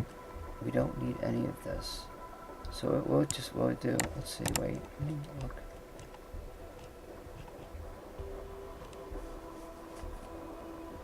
Alright, that's the gen string thing. Let's just try to get this in. So we're going to copy this here. Now, this is a text script. However, we can put something else in here. Let's paste this down. Oh, that looks like crap.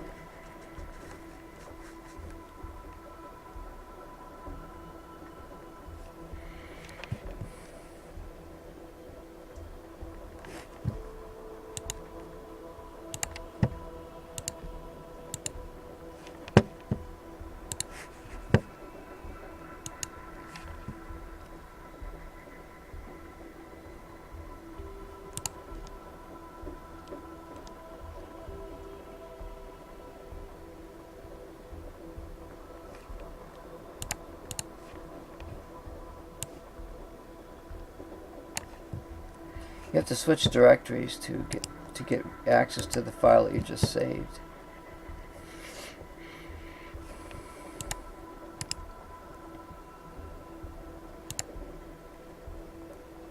Shit, it still looks like shit here.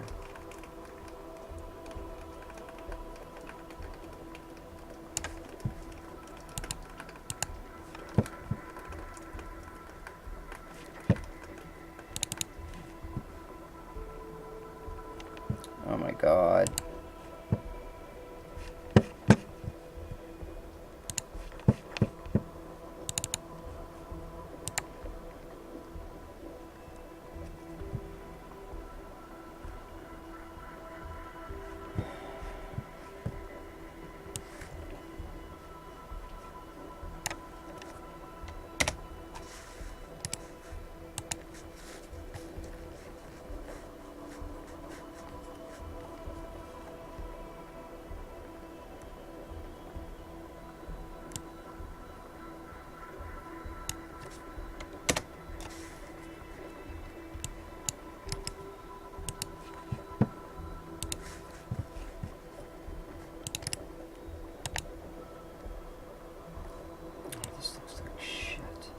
I gotta try to fix this. Alright, so I'm following that stuff that's up there.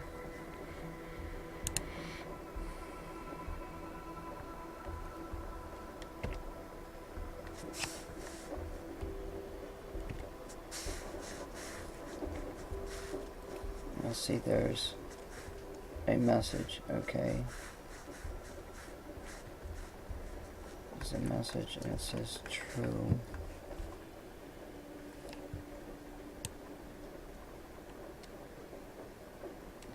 Mission brief.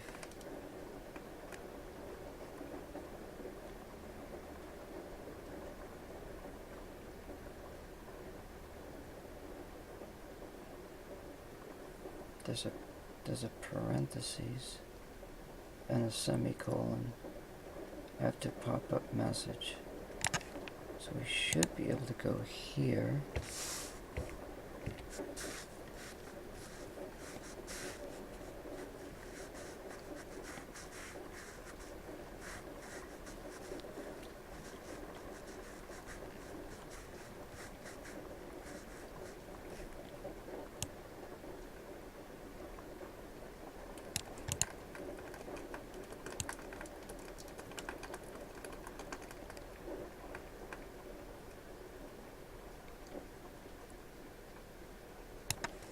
see here, see how this is tied to this, and then at the end you've got that bracket.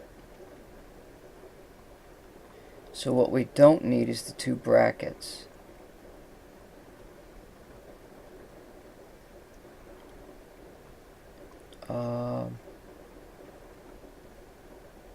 We've got the pop-up message. So all we're doing is adding this.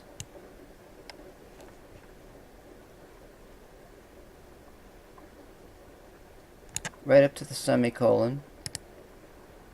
We'll cut this.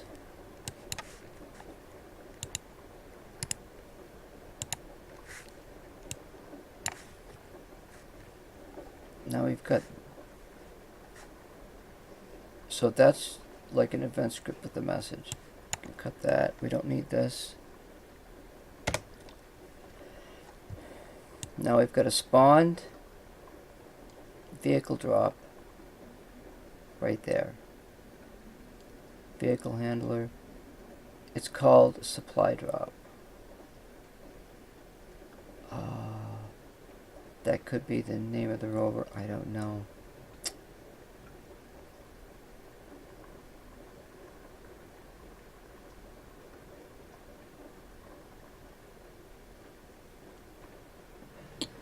Do I just call it Rover?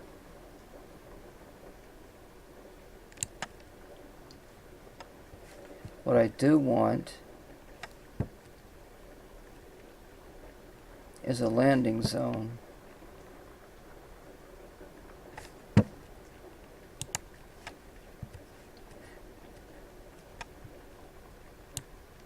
Now that landing zone is way off in the distance.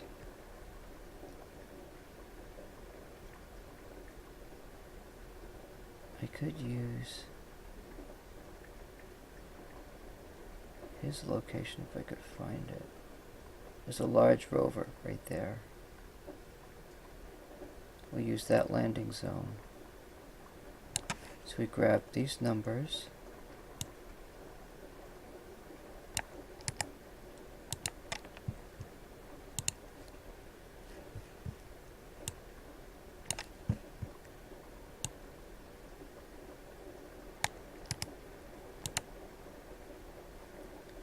Put that in there. Now all we have to do is spawn a rover. Since we already have,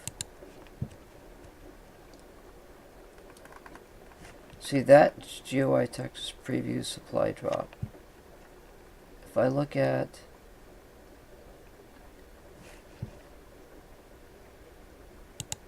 this one,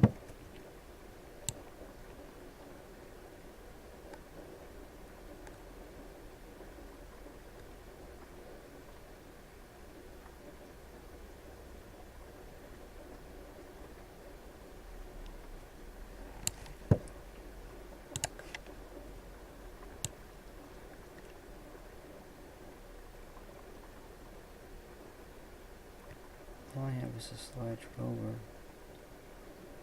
Large rover. Advanced. What the hell do I put in there?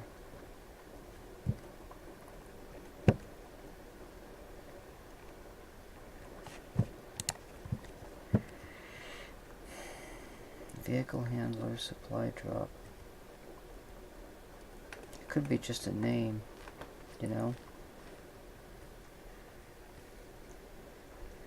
It's looking for a config file, supply module, scripts, entities, configs, vehicles, supply module.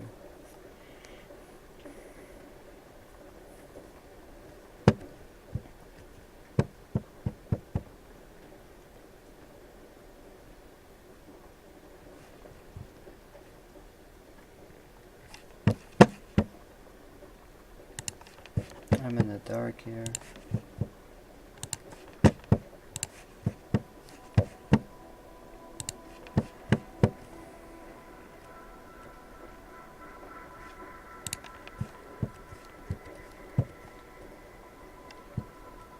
There's a config file right there. Scripts, entities, configs, vehicle, rover. Right there. There's a config file. Let's just scoot down here.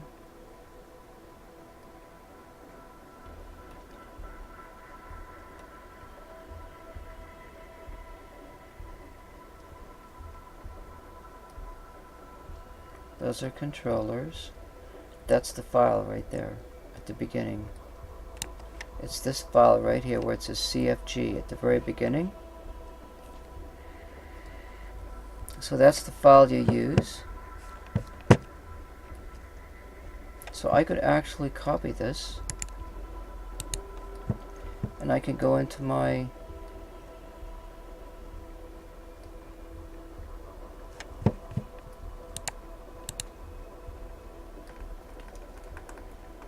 where the hell did it go?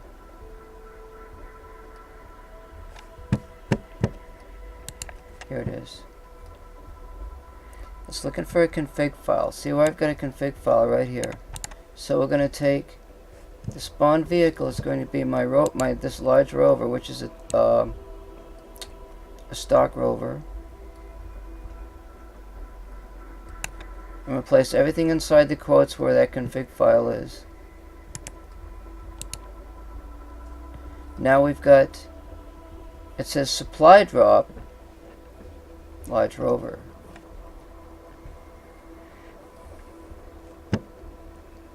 And we could just say rover drop.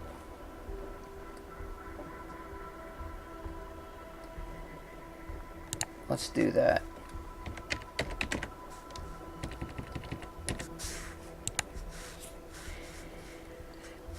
It's just a name, theoretically. And it's set to a script called message rover drop. Now we're going to save the script, but it's in my mod. So what that means, this is my mod file with all my scripts. And what it means is what I have to do is go back and go back to the game.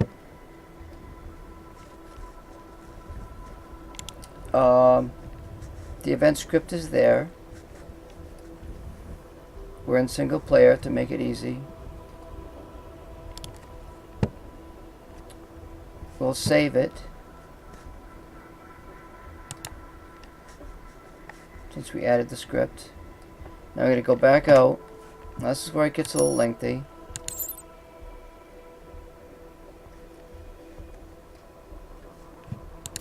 I'm going to take my add-on and unpack it.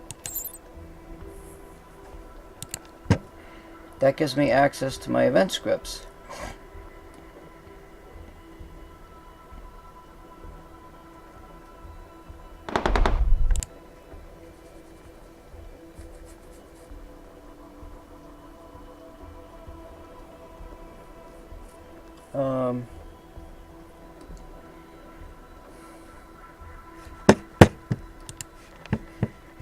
No.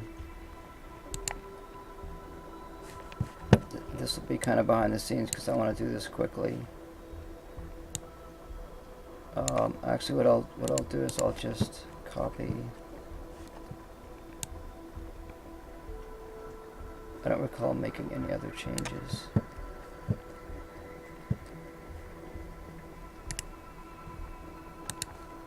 I'm just going to add that message rover script file. So you have to scroll down to a bunch of directories and stuff. It's, you know, maybe I got stuff in there that's doesn't need to be seen type of thing. So we've got add-on packs, realistic resources, scripts, entities, configs, supplies, there's Europa.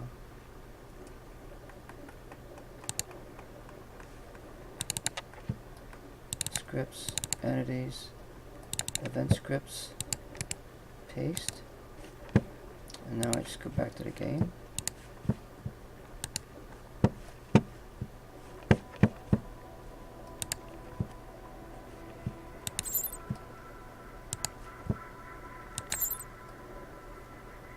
So there's two parts.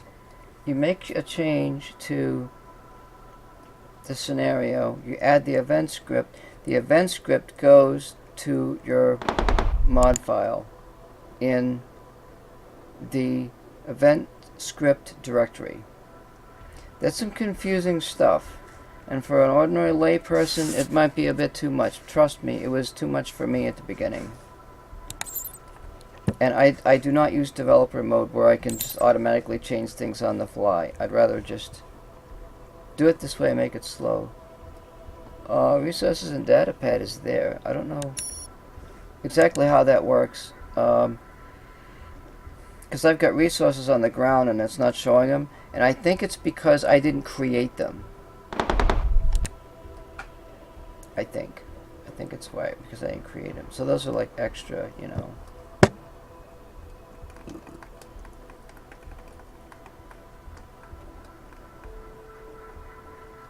Now there's nothing to add or whatever. Let's just go right to the scenario.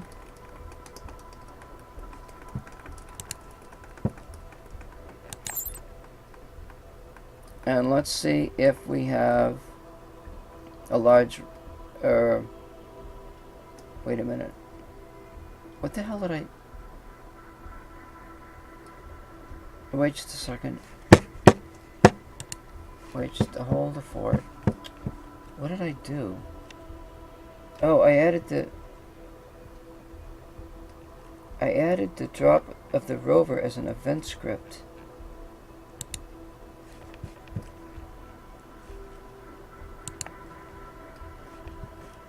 But the question...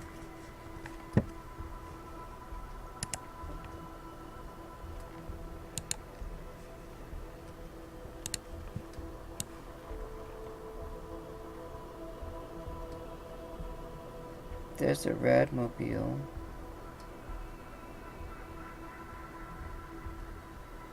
Supply module, supply module. Another Radmobile. Let's see, I don't see it in there. I just see the event script.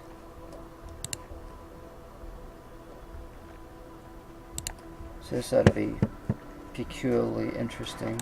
I don't think it's gonna work. I've never done this before.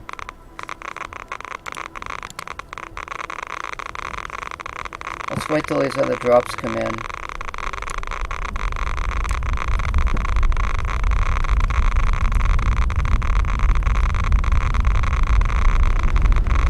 Oh, so there's two Radmobiles for some reason, I don't know why.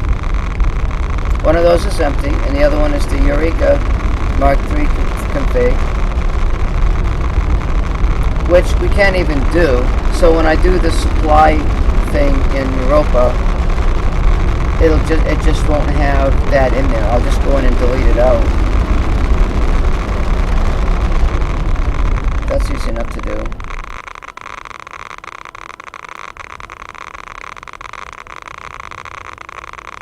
I wanted to watch that thing fall.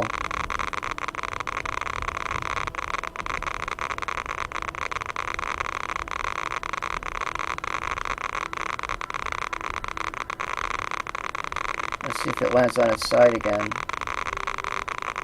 Are you kidding? Wow. Alright. Oh, those things are still dropping. Well, whatever. So now let's go over here. Well, this radiation's almost done.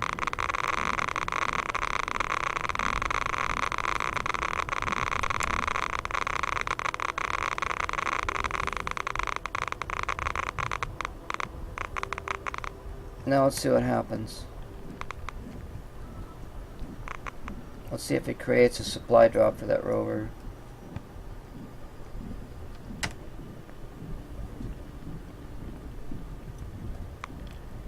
There's our message. Now is the supply drop going to happen?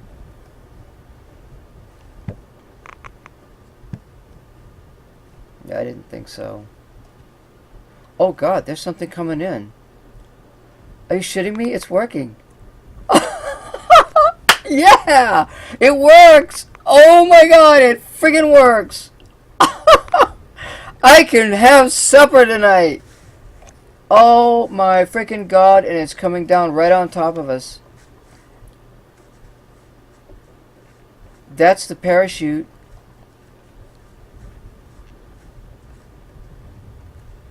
Now the question is, will this work in multiplayer? That is freaking awesome. It effing worked. Watch this thing over here. It goes flying away.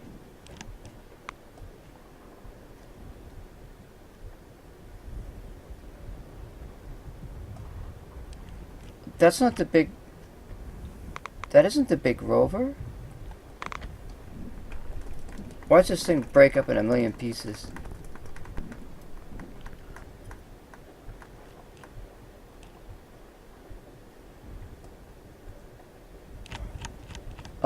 Okay, so let's look at the map here. Maybe it is a big Rover. That's a big Rover. That's what just dropped.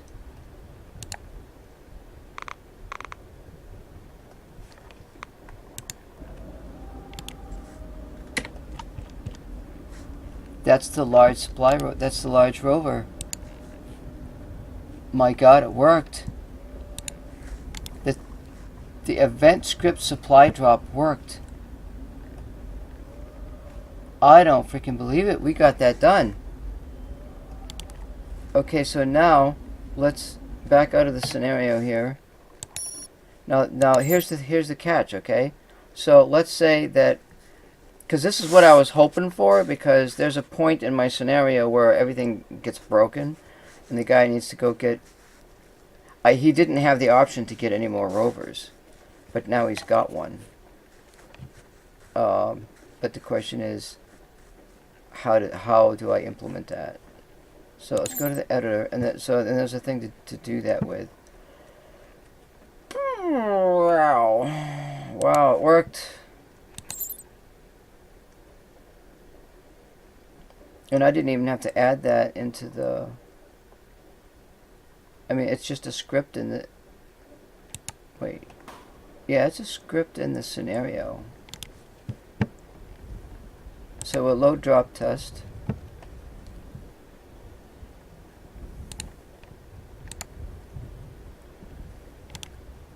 Alright, so now we want to test a couple things. Now, here's the thing. So, like, let's say if I wanted to keep going back if I need something, and I want to go back there, we can use the communications tower to kind of simulate that radio call. We could change this trigger only once to false, and then he could keep going back there an infinite number of times and get as many drops as he wanted to. So then the other question is, let's go ahead and we'll just make this multiplayer drop.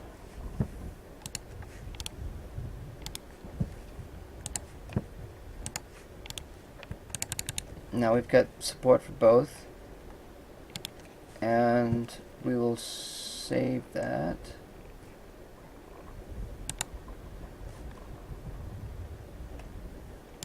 Oh yeah, the other rover's not there. That's okay. And let's go. We'll actually run the scenario.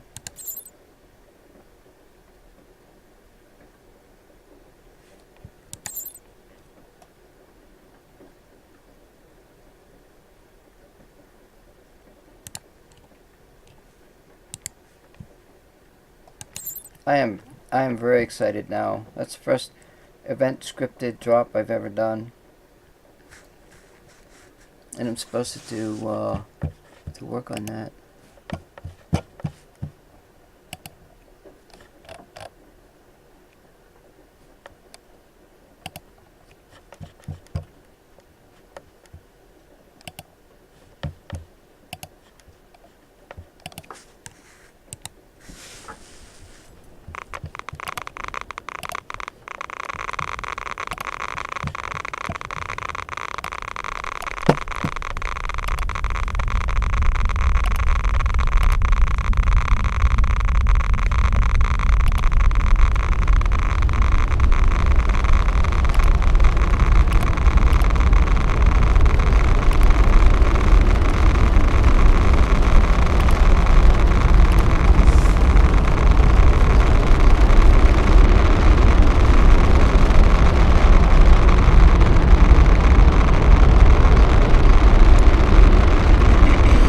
So now, well, what else is done here? So I can celebrate.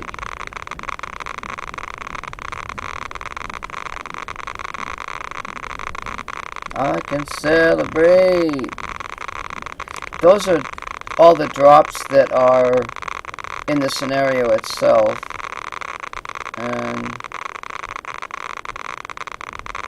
this one is a scripted drop. And all I needed was that config file.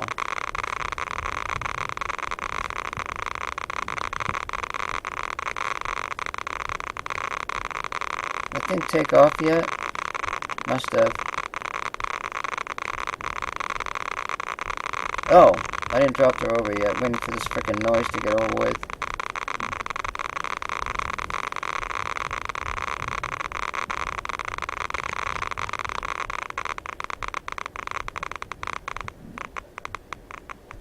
Alright, so we're in multiplayer mode. Let's go see if it works.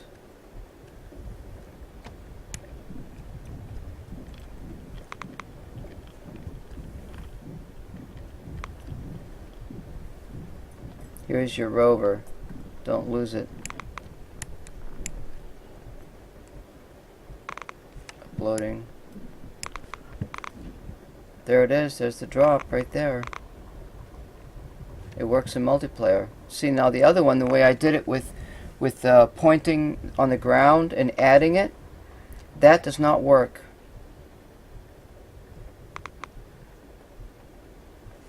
But this scripted one does. Is that... Holy... Is that the Rover way the fuck over there? It looks like a long ways away, but...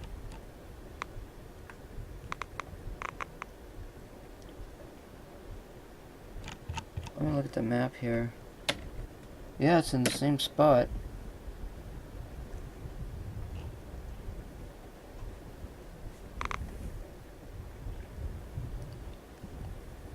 Watch the UFO take off here.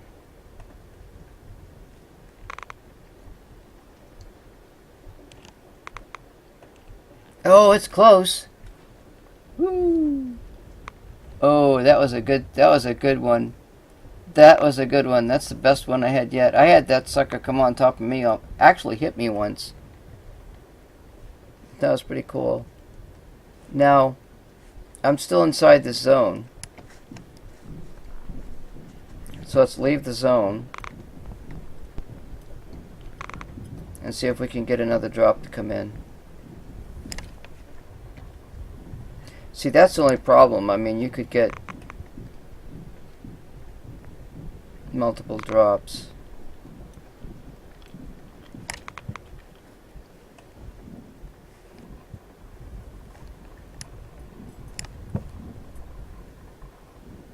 Yeah, it's coming in. Look at that. There's another one. I wonder if it's going to land like right on top of the other one, the first one.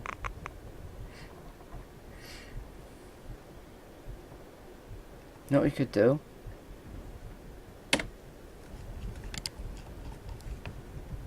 Oh, it's landing over there.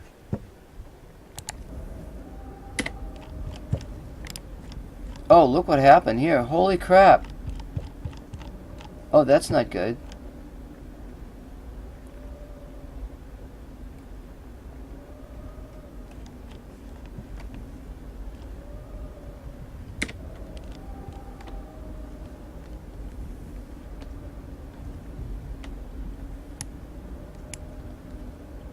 Oh, it's gonna land it right on top almost. That other thing landed right on top of that. Oh, it is practically. Oh. Oh.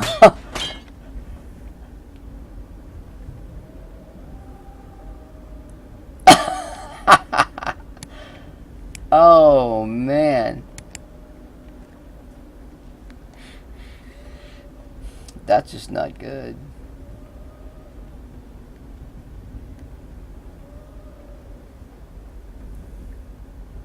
You'd have to get like a fork truck or something.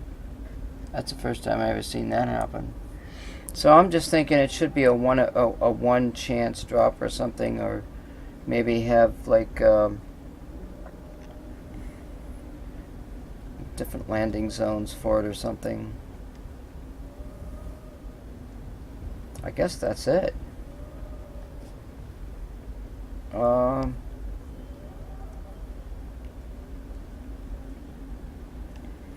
So now the only thing left to do really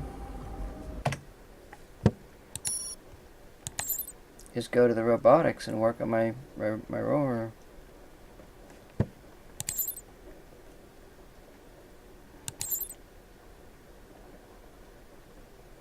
I think I'm actually done. I gotta make a good meal and stuff, or I guess celebrate. Because now all I need is, let's see here.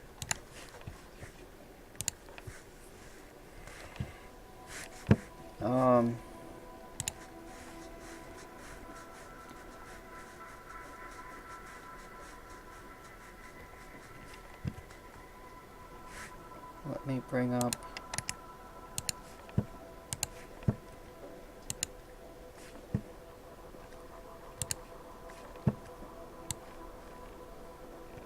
that's drop test.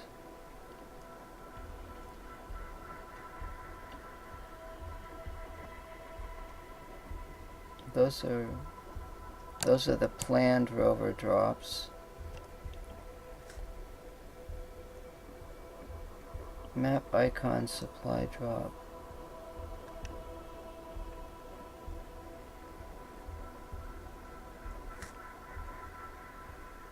All it is just an event script in there. Message rover drop. And that event script's right there.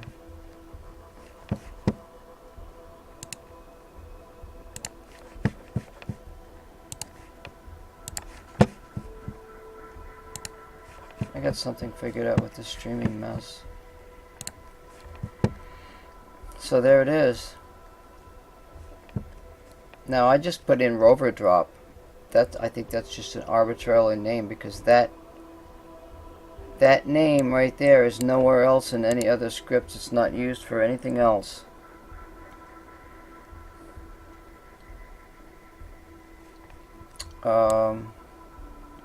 Now see, all I have to do, I've got scripts, entities, configs, vehicles, rover. Now remember I had the other the Radmobile. So if I go to my directory, is that going to be, that's going to be in my, where the fuck is that going to be? Vehicles. There's add-ons.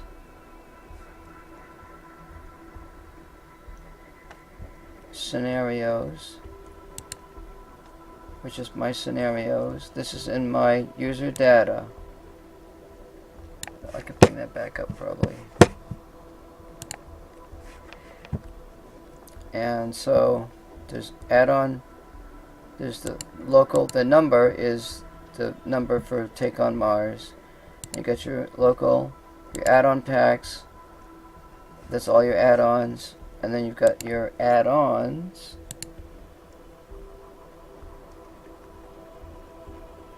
which has your vehicles. Now, if I just go to vehicles, it says last saved vehicle. So when I go in there and make a probe or whatever I'm making, it's saving it in this file. And I can take, that's the config, I think, isn't it? Scripts, entities, configs, vehicles.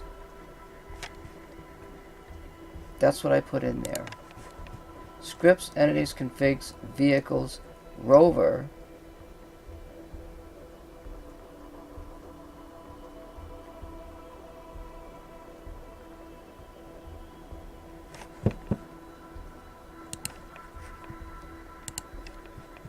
Oh, come on. What the heck? hell did I just do? Pardon my French.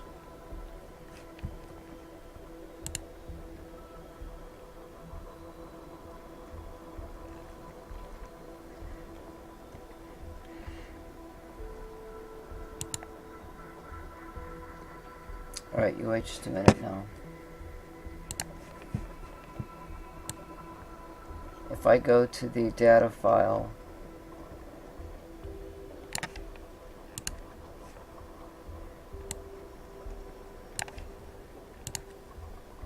it's taking...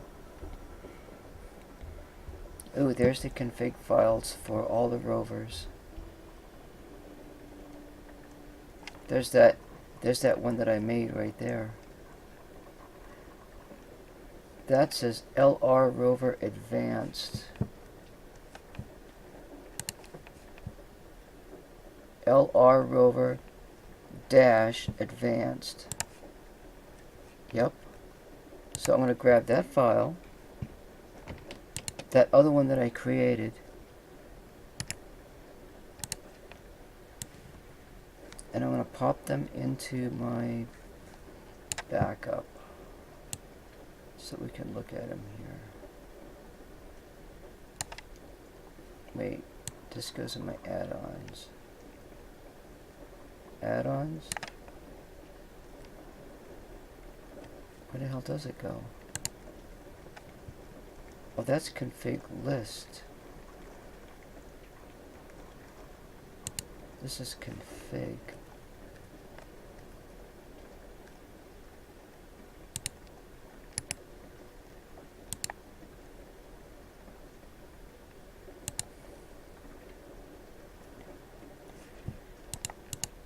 Now let's look at these files, I guess.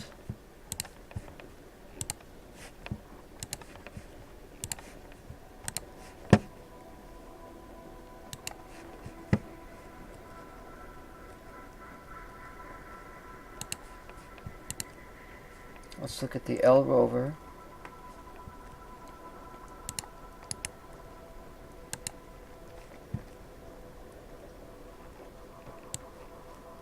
That's all that is. Okay. It's this type of a setup right here.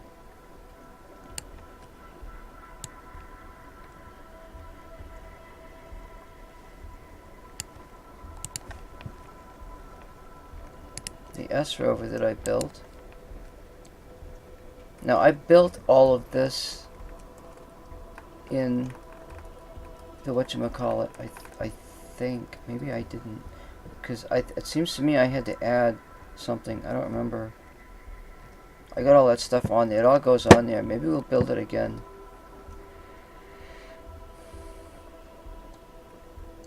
I don't know.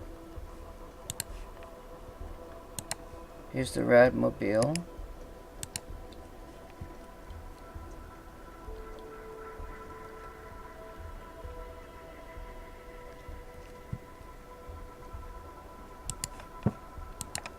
Now what's config list?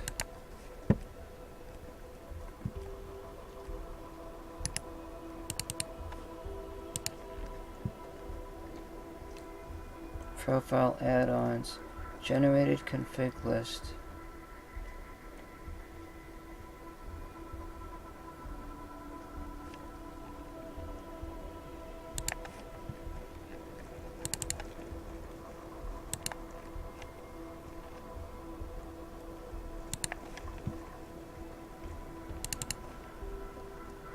That just says Radmobile.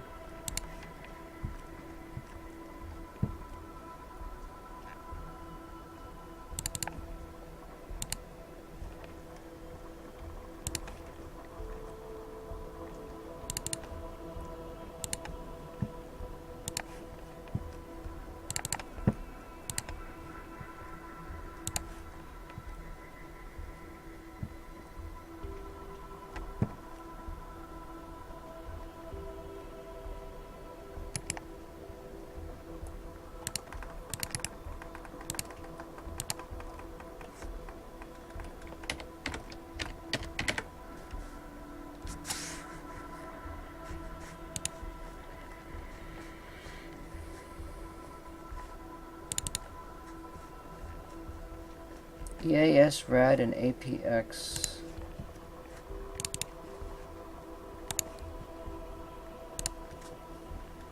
EAS, RAD, APXS.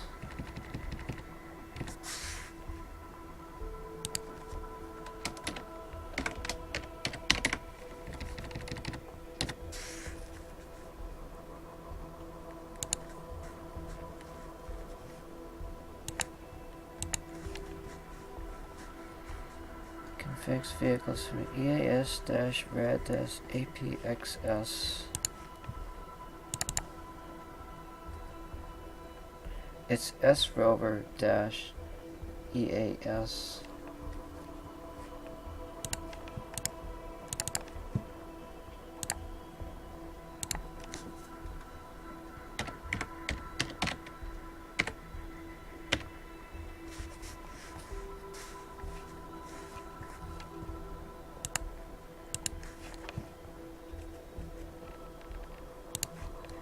I don't know exactly what that's for.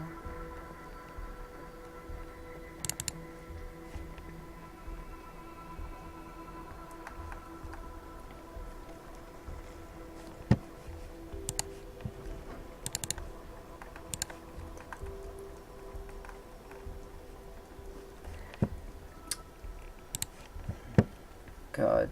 So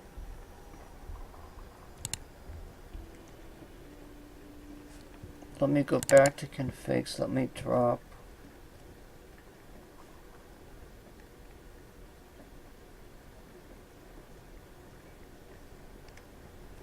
okay. So now this will show up in the is this it says add-ons.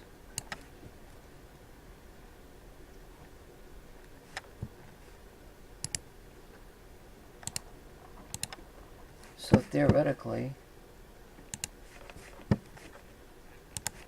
let me just go back into the game here.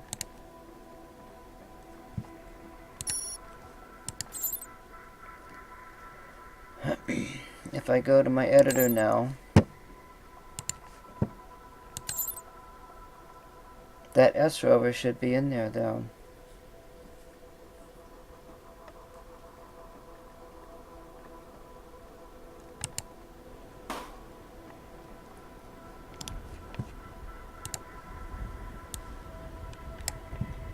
My God, there it is.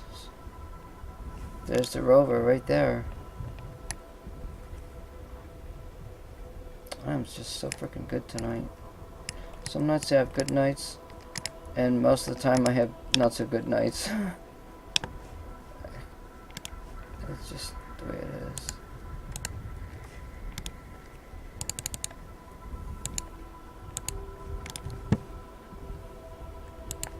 Let's just hop in there really quick. Yeah, this doesn't have the good battery. I mean the good cameras. This is when I was learning all about this. It's got the APXS. You know, it's basic stuff. Oh, wait a minute.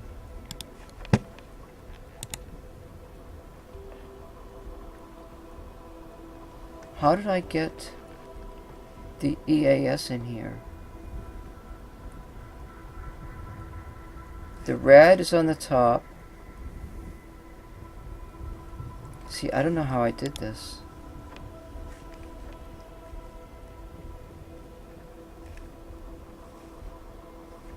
Because I don't think you can get all three in there.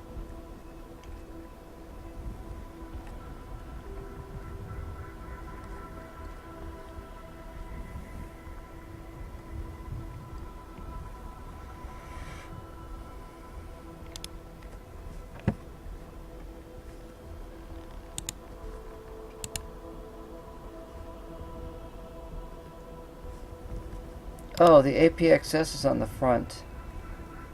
It's that little camera thing. There's a camera on the back.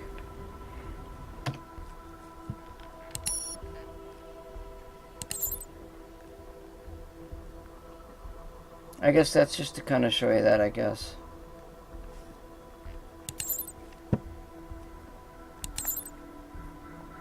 So my thing now, I'm at the point where, so we've done the drops. We found that the scripted drop will work in multiplayer, whereas the other ones don't. So I know how to do that.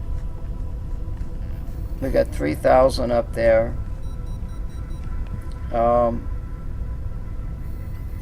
Let's just, for safety's sake, let's save the game, because we've got a lot of money right there riding.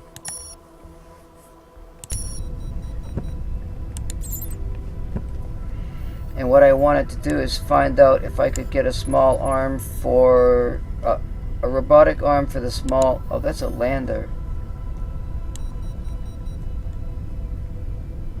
What the hell?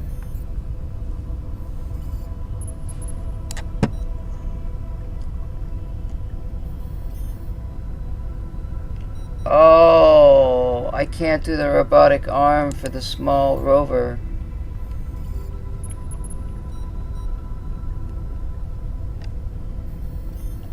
Why do you get a robotic arm for a lander?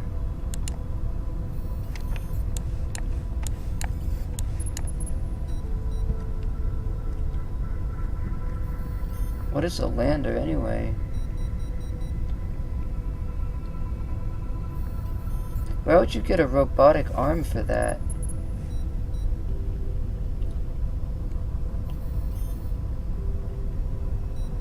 Oh, that's interesting.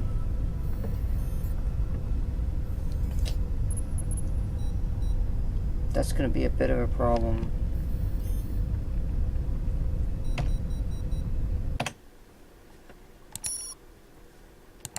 Well, let's go back to the editor.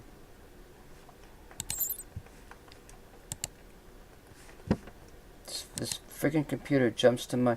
Alt tabs me out sometimes for no reason. I should look that up.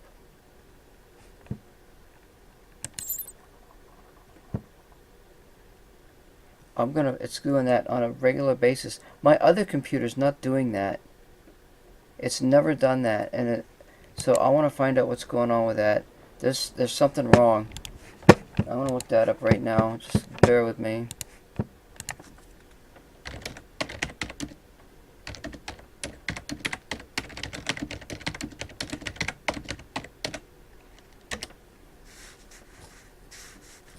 Games keep alt-tabbing by themselves.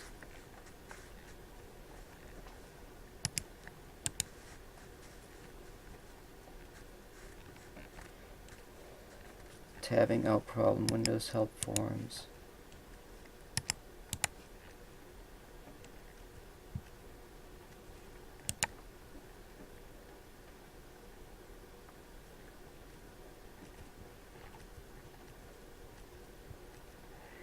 Disabling Avast. What the that's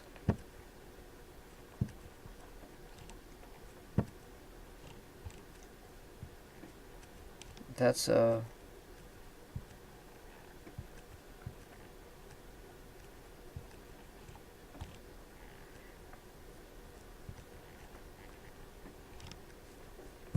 that's bullshit. That ain't helping.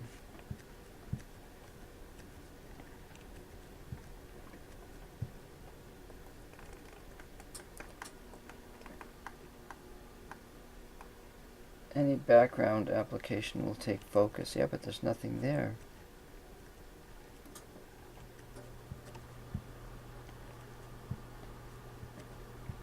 Run the game in borderless windows. Disable all sticky keys. No. DX11, DX10, and Steam.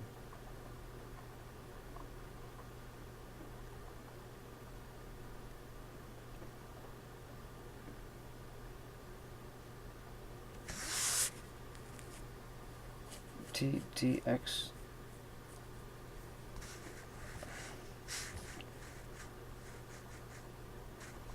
I don't think I had that happen with Atlas. What's happening with this one?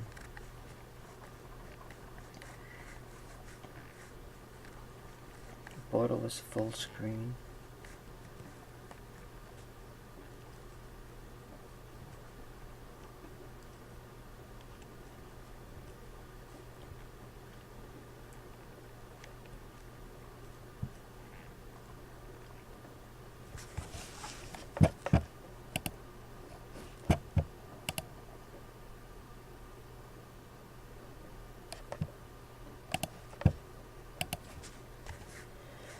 Oh, God.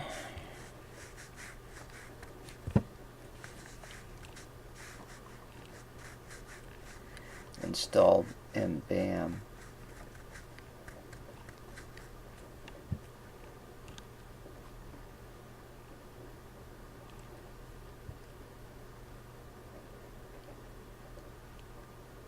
Microsoft Office.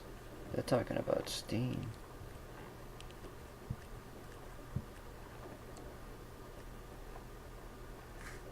Task Manager?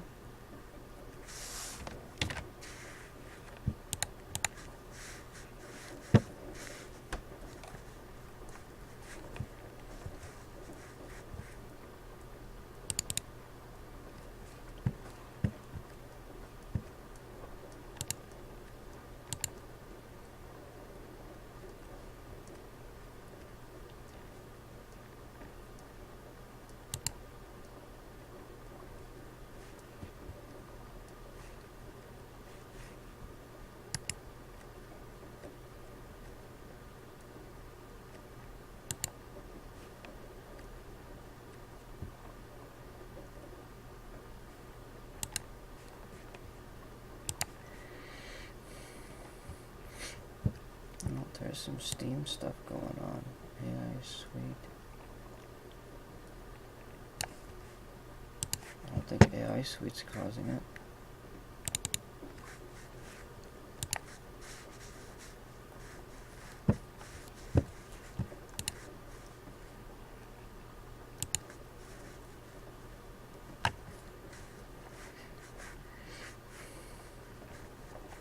Where's the temperature?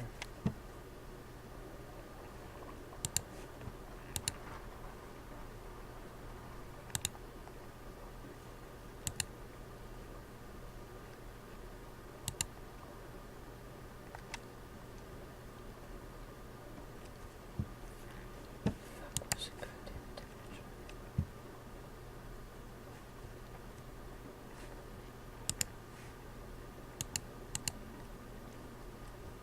Tool.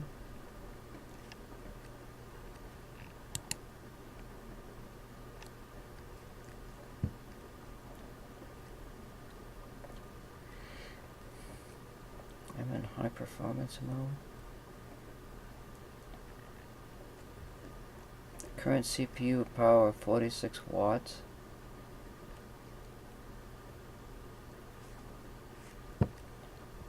Now that's fine with me, if that's the truth.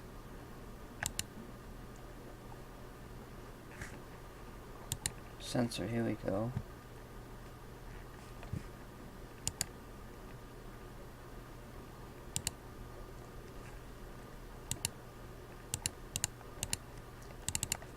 degrees C.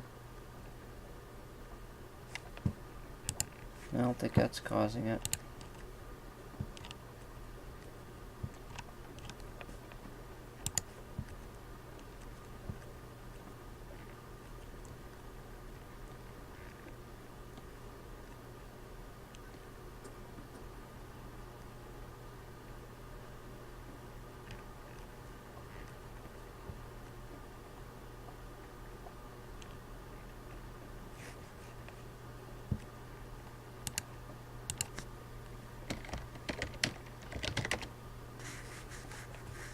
That's selected startup running.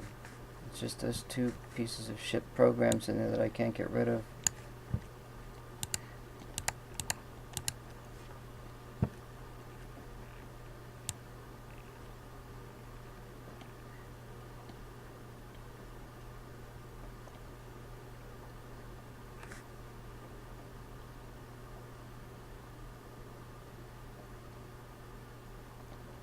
Open VPN interactive service.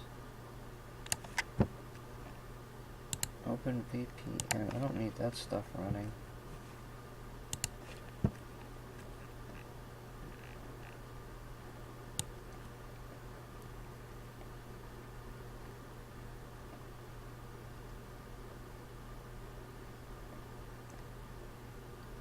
I don't use program compatibility. Task scheduler crap's in there. I don't see anything else that would really cause an issue. I don't know. No, I forgot what I was doing now. I lost my train of thought.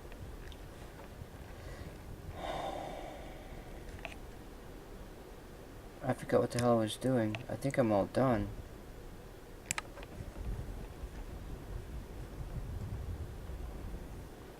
I forgot what I was doing. I wanted to do something.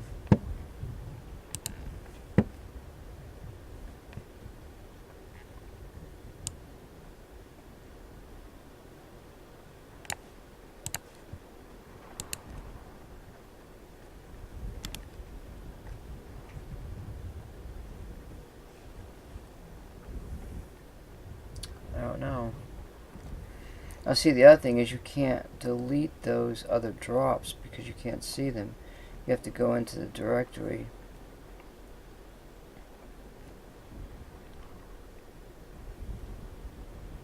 That's the problem with those other drops. But this one here, I configured the drop. I asked for the rover. Oh, I know what I want to do. Look at the rover. Wait, I did that.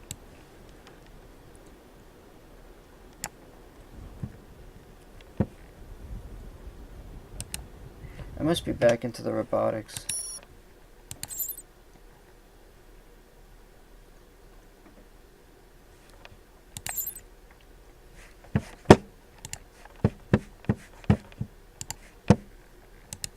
I'm not going to be in it very long.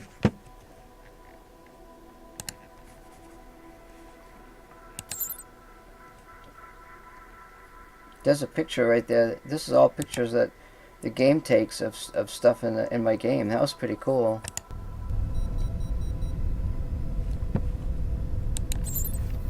So I'd have to have a medium rover or use the small rover with the APXS.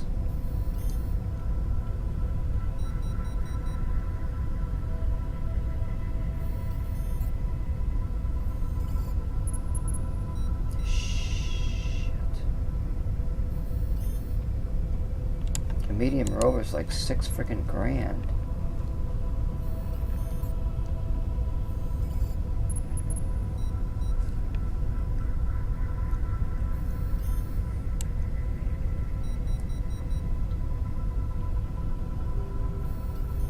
What is a small lander? That's what I wanted to figure out. Damn it.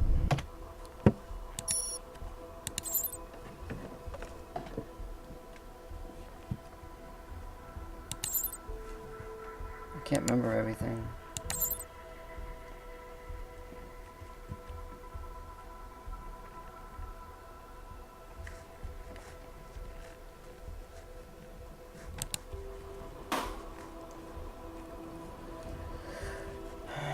Small lander. Well, we'll do it easy and just see what's going on here. There's a large lander, small lander. What is this? APXS probe. What the hell is a lander?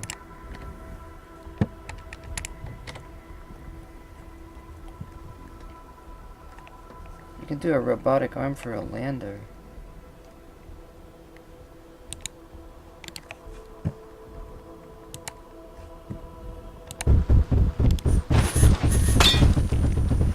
Oh, that really helps.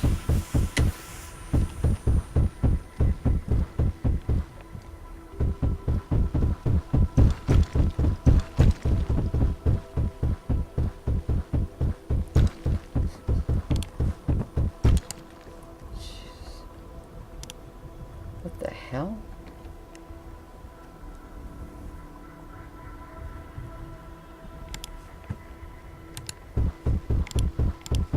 doesn't reset it.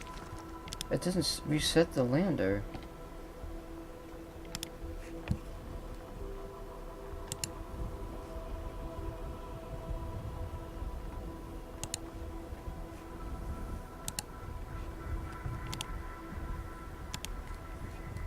That's the thing that flies up in the air?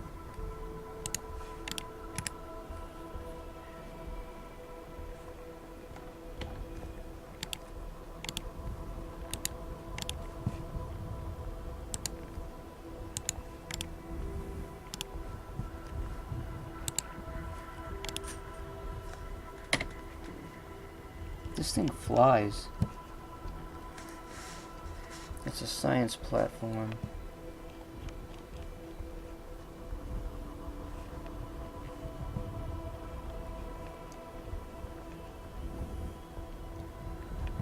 There's the APXS. That's a probe.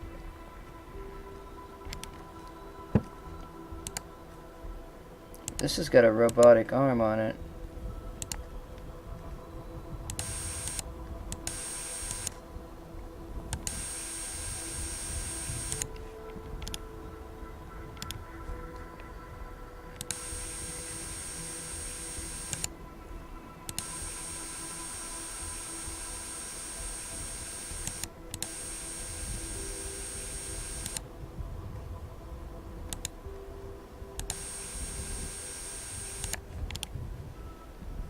Just the APXS unit.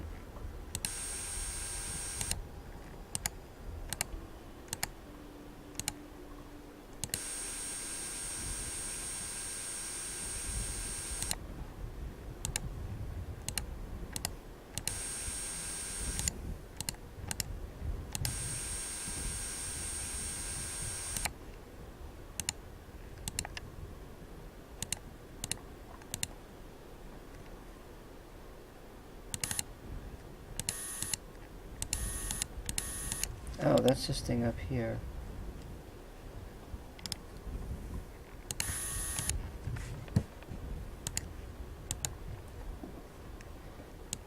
Probe APXS and AES cameras. Oh, that doesn't help much.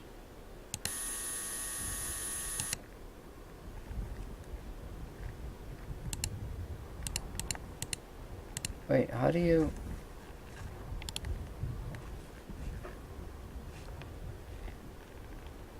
It's got thrusters.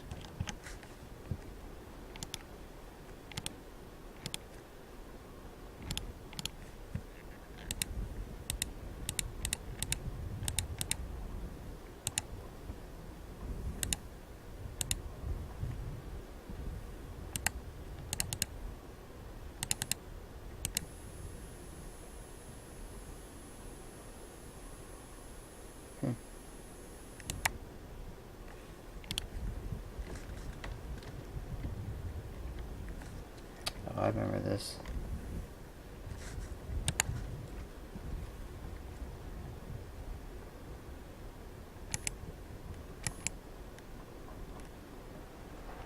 How did I just get to that mode?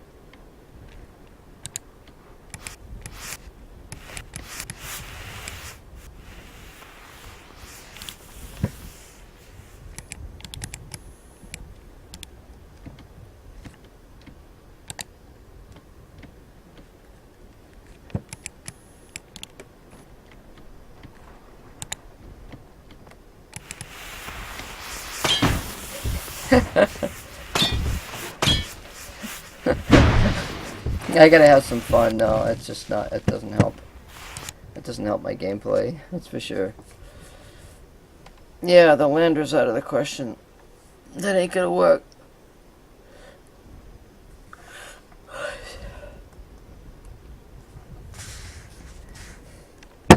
It's not gonna work.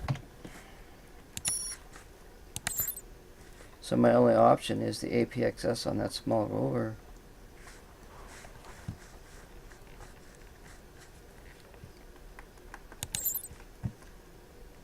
Let me do, let me get back in here. I'm glutton for punishment.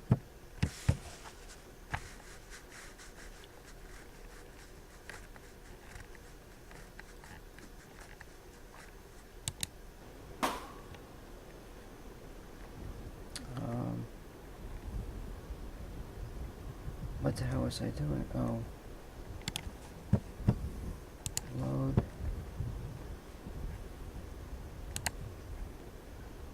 No, wait a minute.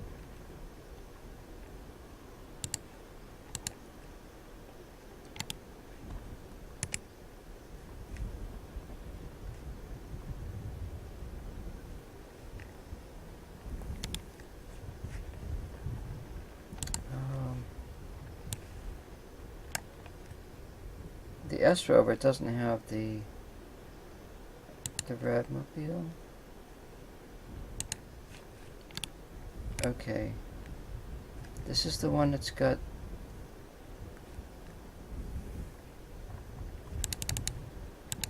I don't know what it's got. Oh god, something's wrong. This does? Wait, what the hell's it got on here? No, it doesn't have the APXS on it. But see? What the hell is that anyway? What is that? Camera? Oh, a zoom camera.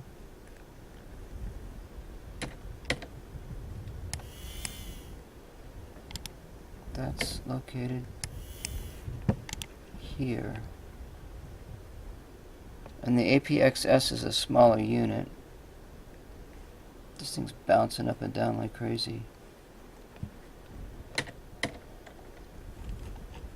Oh, the zoom function's working on this. That's cool. So I would have to do like, say if I wanted to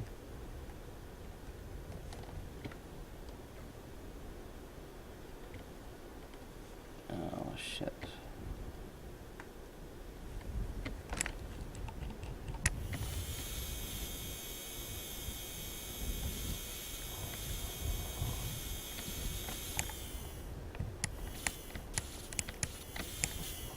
See how things are, oh fuck, I can't even see anything now.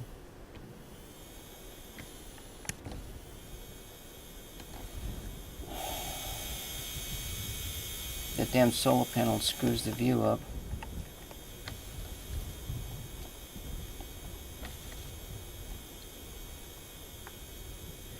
So you've got to be within 10 centimeters to do an APXS.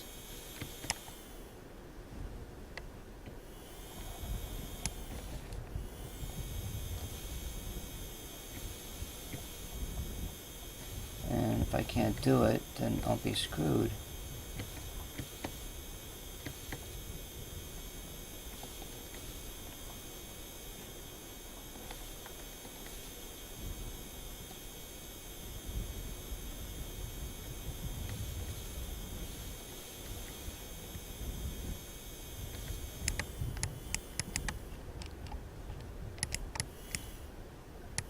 I mean, that is close, you know?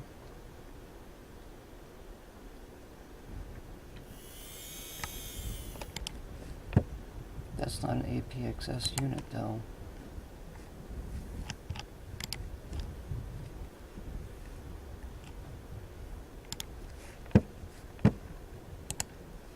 Do I have one? Small Rover.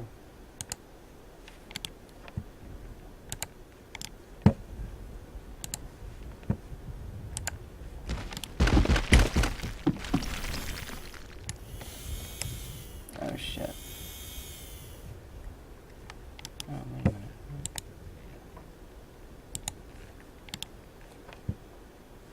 Those are assigned missions.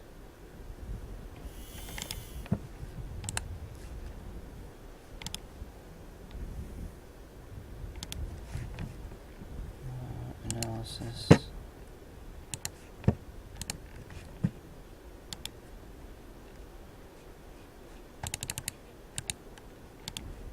Stone. APXS.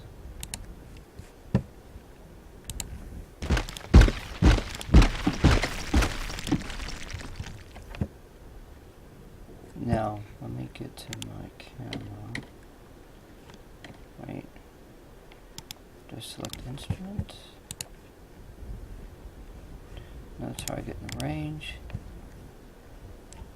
So that's the instrument there, but...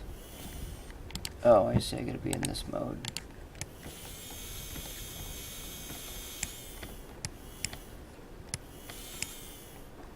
Wow, you know what's possible? I think I had to do it this way. I think it's possible.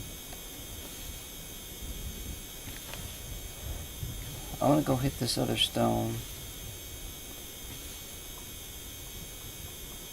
Just see something here.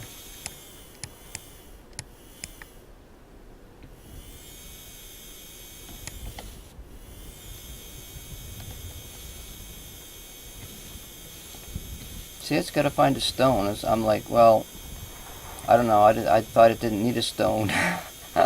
But, you know me. Now here's a different one. Let's see if it'll work.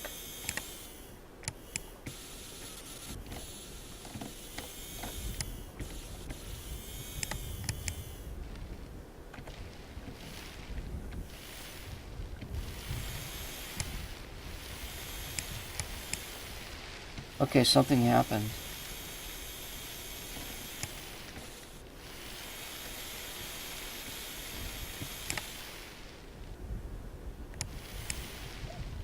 Oh, there's that 0 thing, bug or whatever. There we go. Let's see what happens.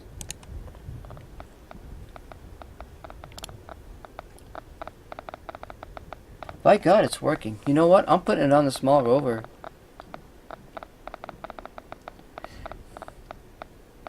The only FPXS is those rocks down there. Now, it takes a while for this to go away. And it don't even look like it's going away.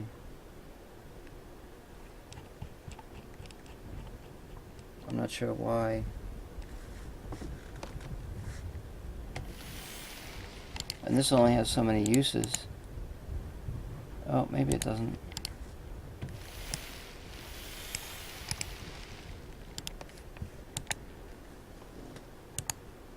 Oh, this has got a movement problem.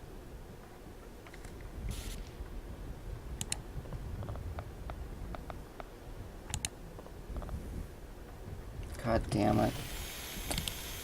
How am I going to get around that now?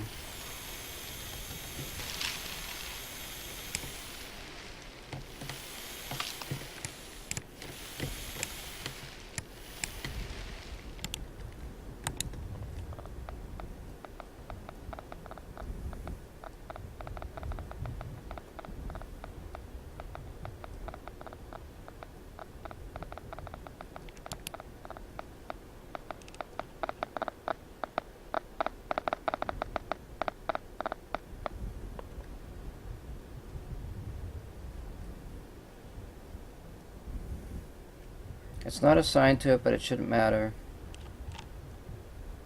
There it goes. It worked. I guess we got a rover. I guess that's it. Then it's just a matter of assigning the script to one of these little guys. Oh, this one doesn't have the solar panels on it. Shit. Wait just a minute.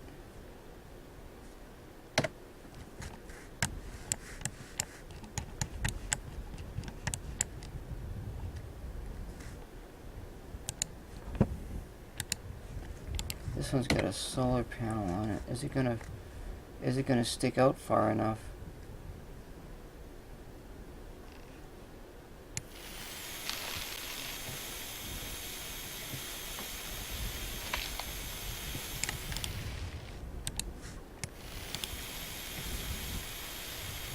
Probably doesn't show a distance on here, does it? I don't know what that other thing is.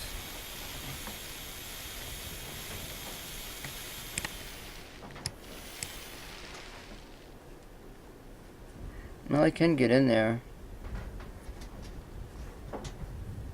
I think it'll work. I think it'll work. I'm just gonna bank on it. We're just gonna work on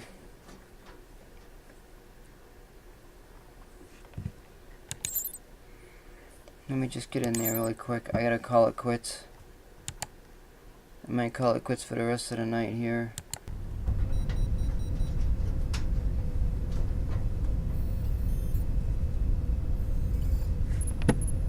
Let's go to the lab.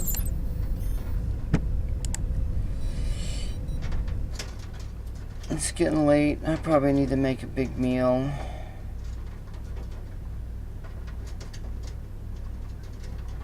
Kind of hungry for one. May watch a movie tonight, celebrate, you know? I did good. We got into the scripted drop, and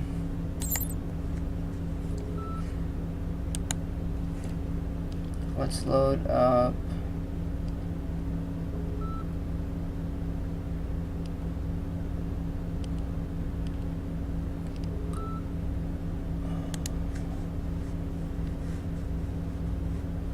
EAS Brad, huh? Where the hell is there's the solar panel.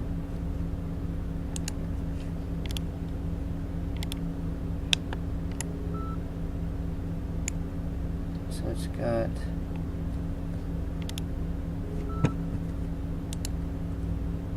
radiation. Okay.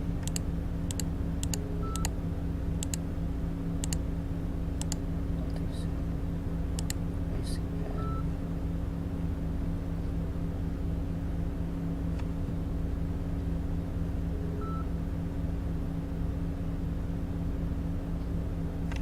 What's it on board?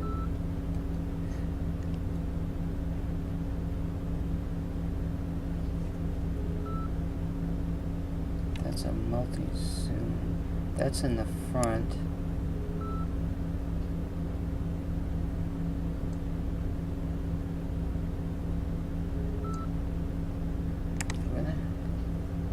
Maybe I didn't study the APXS yet.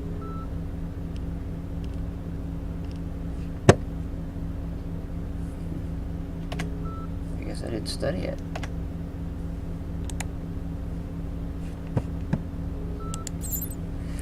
That's what we need.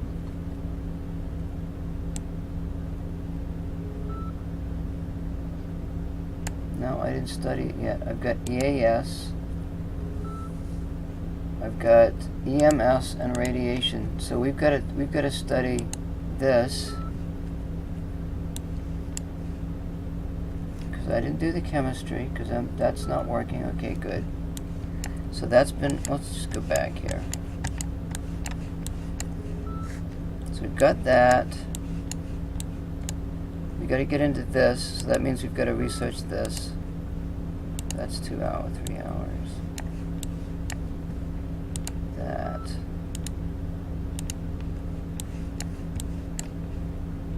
That. This is just small stuff.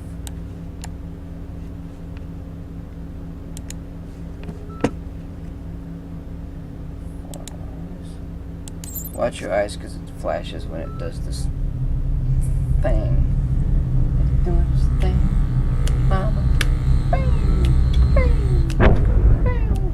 Now, when people do my scenario and stuff with these rovers, you know, they ought to study this.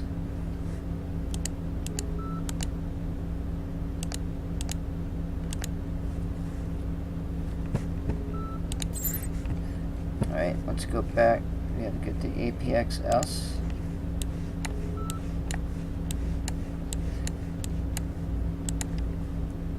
Research.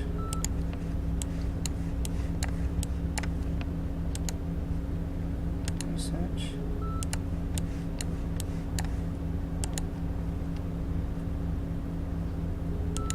I'm talking 15 hours or something.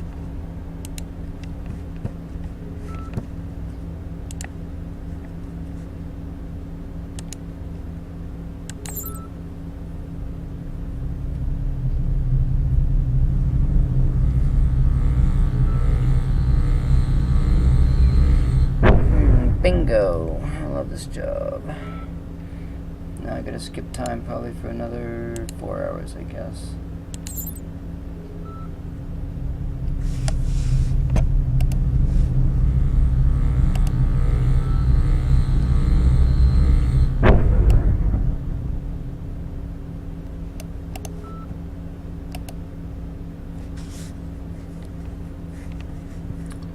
I should have APXS on. I still don't have it.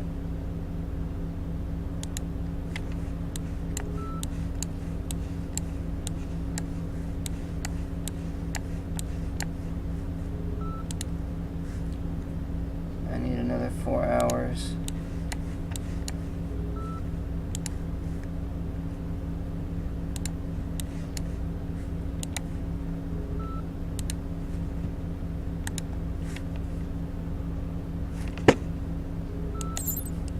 Bingo, bingo. Watch your eyes. I don't like to look at that flash.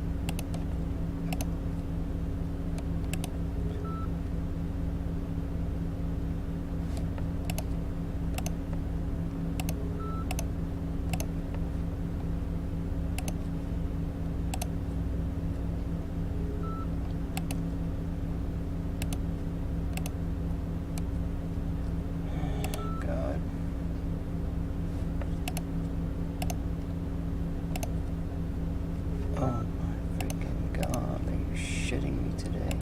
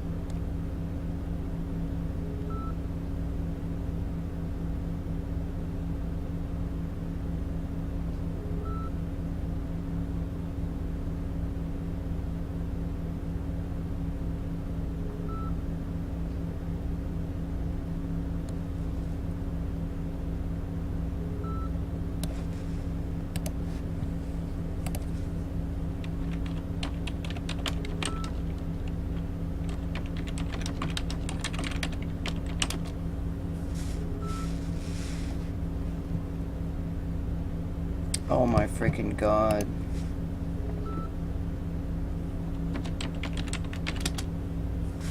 Stupid thing.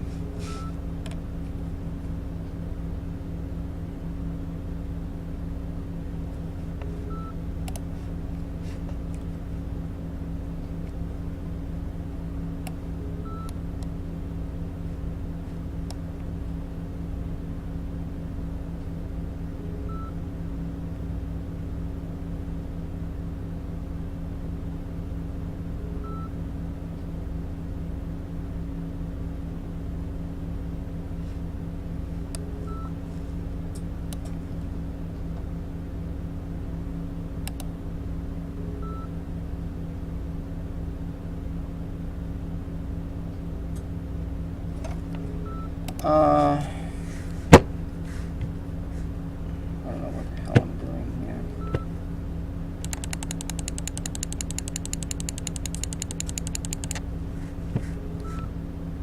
I ought to have that damn thing by now.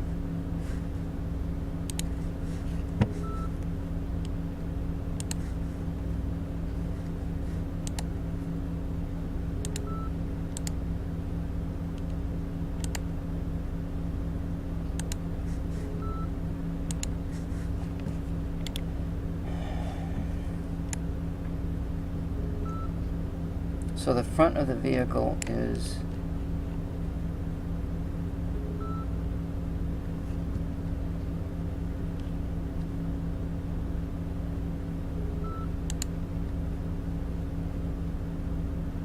that's the multi-zoom, that's the front. I was thinking of putting it on front because it looks like it sticks out a little bit further. Maybe I could put two of them on there. I know. Oh my god, why can't I put this on there?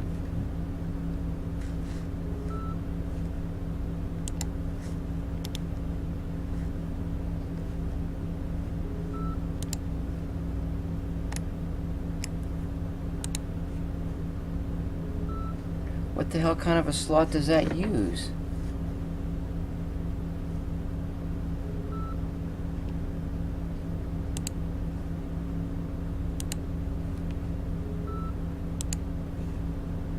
I can put the APXS on the frickin' front. What the fuck? That's a soil analysis probe. I don't want that. Where the hell is that? There it is. There's the puppy. There's the puppy.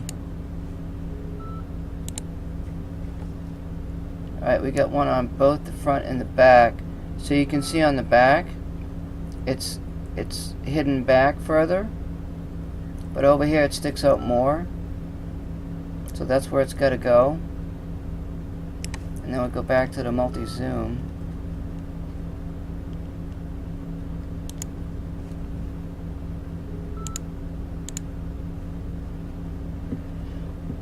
And I think that's it. 3 chem batteries, an EAS, solar array, APXS. Oh, it's missing something.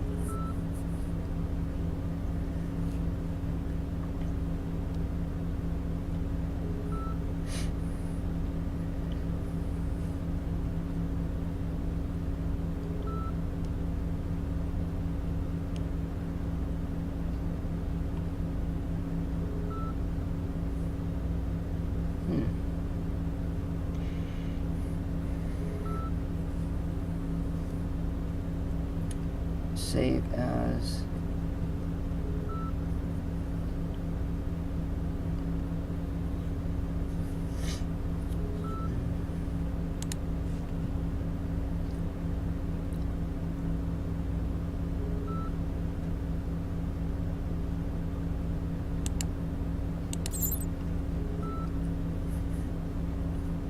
Oh, I got APX on there.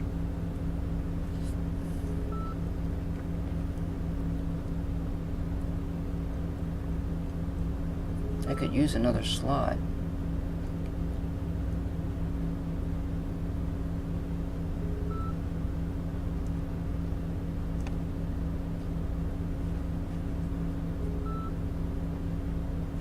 I got that saved.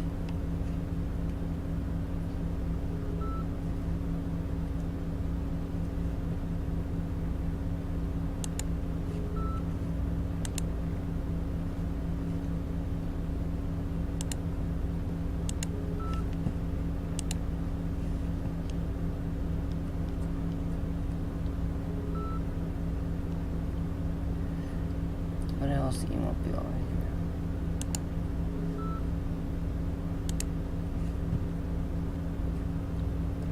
Now this one,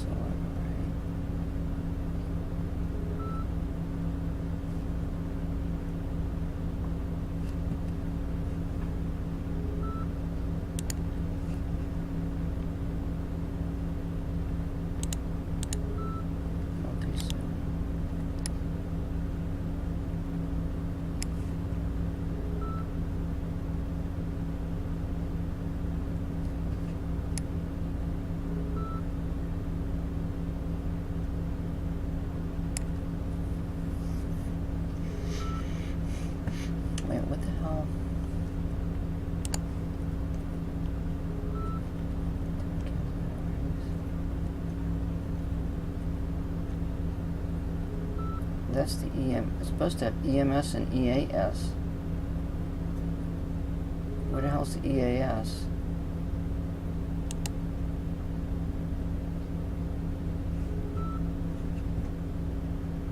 What is wrong with this thing? Oh my god, I swear to god, I'm getting pissed by the moment.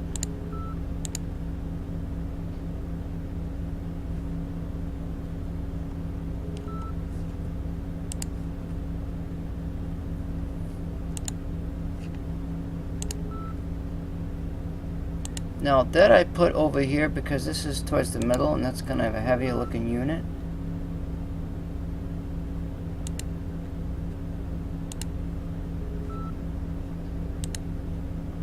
EMS, that's what I thought. Why the hell didn't it show up before?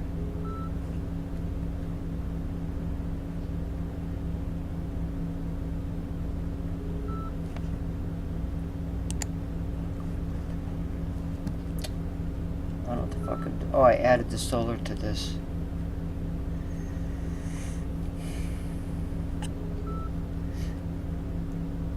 It's just missing a spot on the front.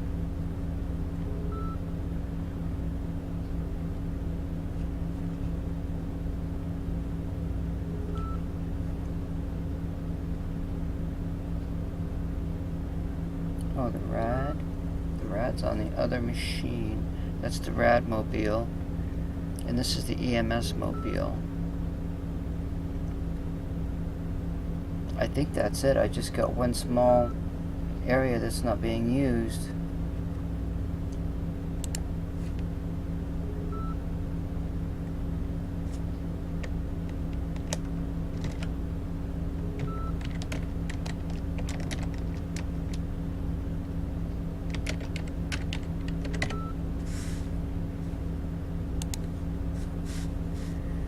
God, now I've got two of them.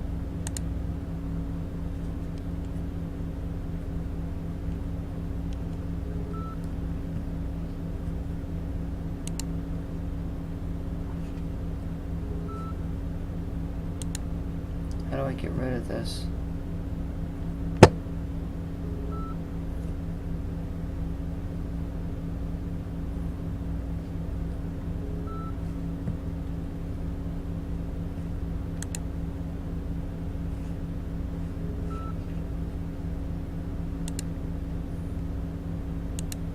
I don't know how to get rid of this crap. Or how to delete it.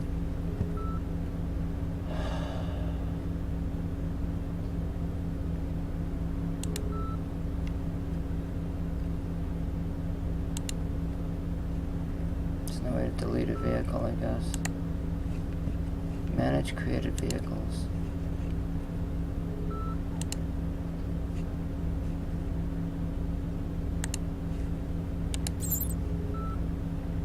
Alright, that's only missing a small. We got the EMS mobile, which has got the zoom on the front, which I think can take pictures. I don't know. And the rad mobile.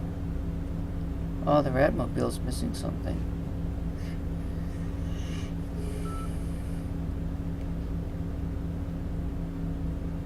It's missing the radar.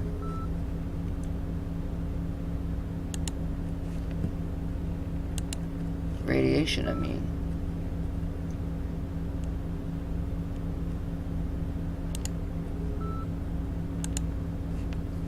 Yeah, it's the radiation. That's what it is. All right.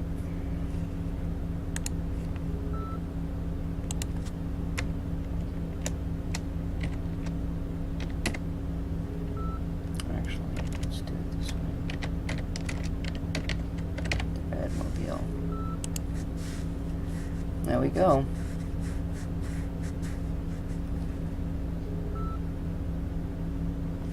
So the red mobile's done because it's got the APXS, the radiation, and the EAS on it. It's got a backup EAS system.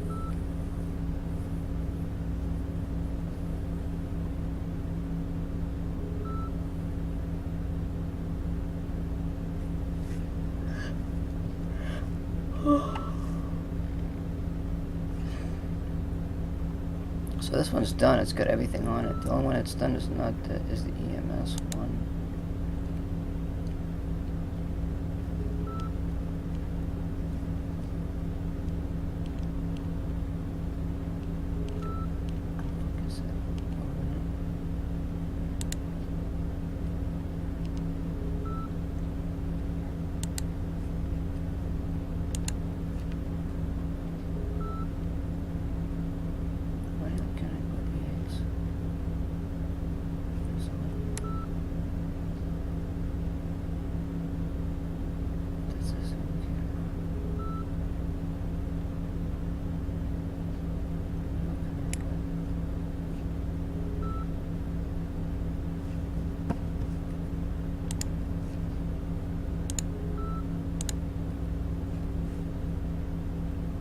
That's a zoom. AP access. I could have AP access on two of them.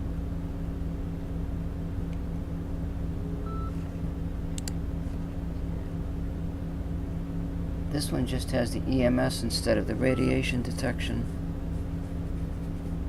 EMS and EAS.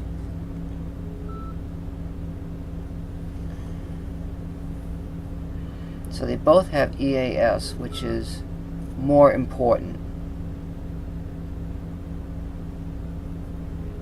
I like it. You know, I like this. I think we got them both done.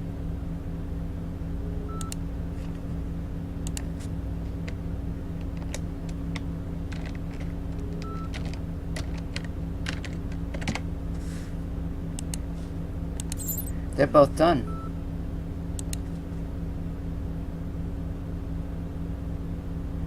Both have, this is the EMS mobile. It's got EAS, EMS, APXS, and one camera. And the other one, the Radmobile, oh god. This Radmobile has got the radiation detector, EAS, zoom camera, and the APXS. So I've got backups for my EAS system.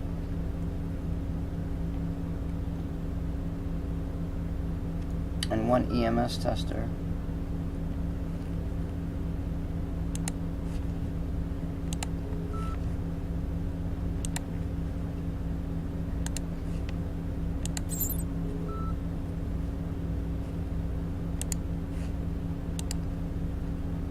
And then if I go to tech research,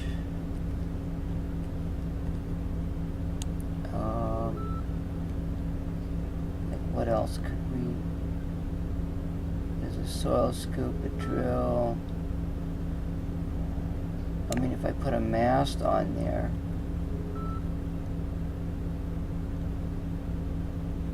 I could take pictures, but I can't use any of the other stuff that's on there.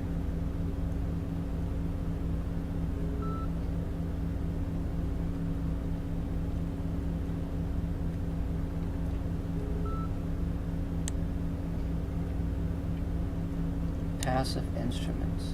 I don't know where that goes. Oh, that's actually in Europa. There's a test for that in Europa.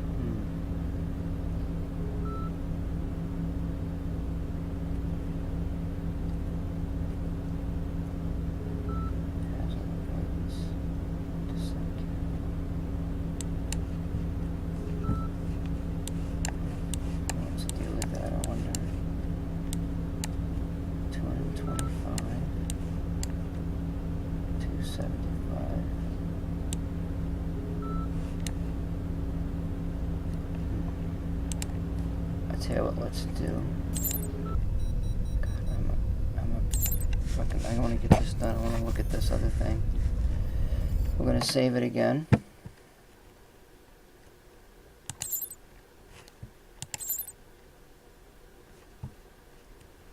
And we're going to go back to the lab. And I'm going to research that albedo of neutron thingy. Because that's, I want to see if that can go on a small rover somewhere. And I think I might be done for the night.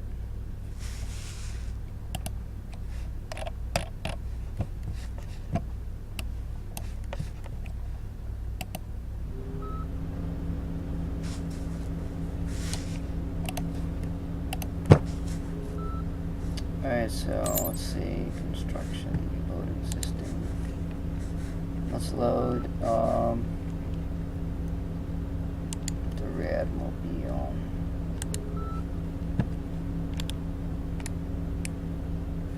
Oh crap. My bad. So we're gonna do an albedo of neutrons. It's passive. I don't know where it goes. And we're gonna find out soon enough. That's 38 hours. 39 hours. 38 hours.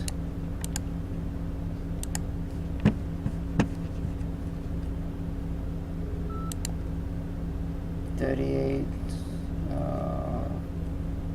2 days. Watch your eyes.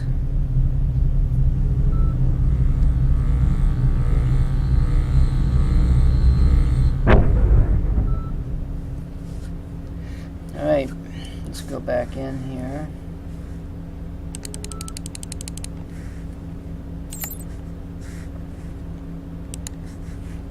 Load up the Radmobile.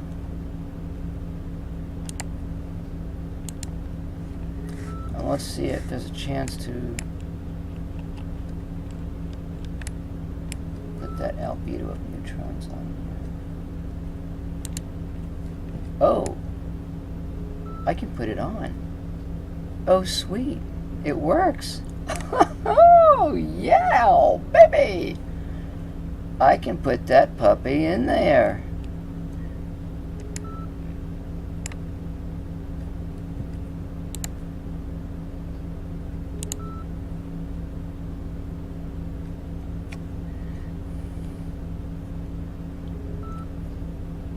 So this will have the APXS, the albedo of neutrons, the RAD, and the EAS, and a multi-zoom.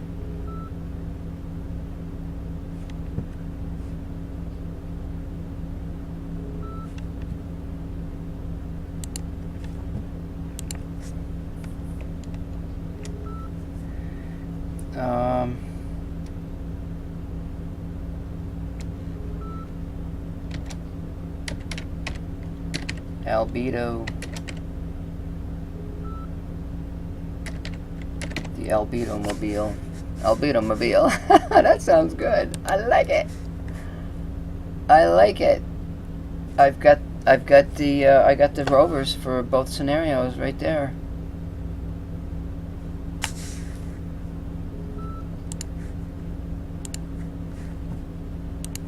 And I could probably even save that I might be able to save that game.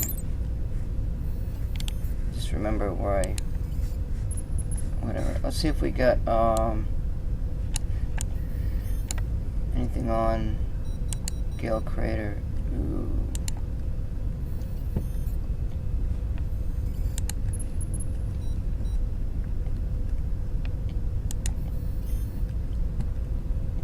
Rad APXS. Look at that, see? That's a big one.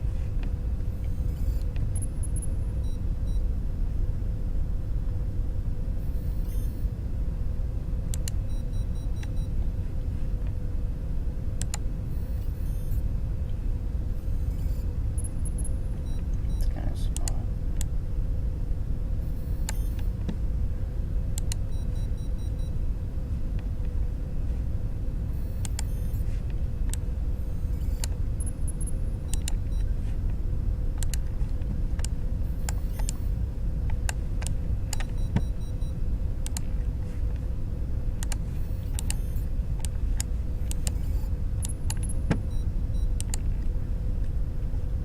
Ooh, look at those missions there. They're close.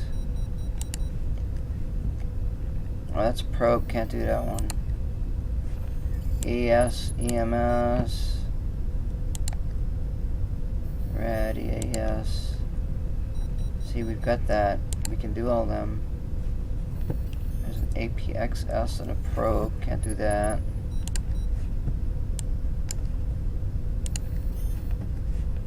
That albedo of neutrons, that ain't showing up, is it? APXS, rad, and EMS. That's an odd one. Wait, I got APXS on both machines. But I only got the rad on one of them.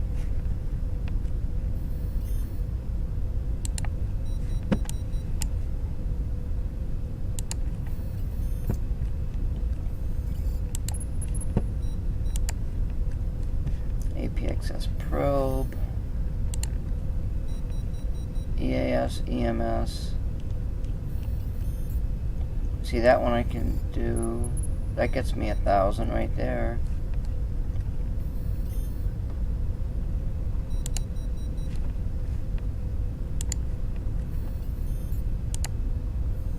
Rad and EAS. Oh, there's 2 missions right there. Oh, that's just EMS though.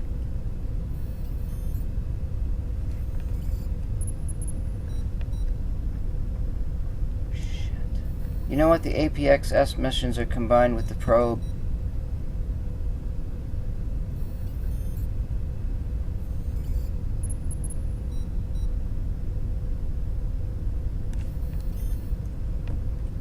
I'd have to get a medium rover.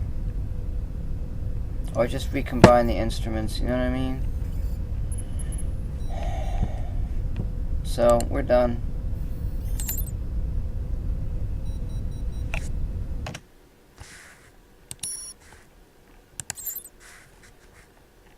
All I gotta do is drop ship my rovers to my scenarios,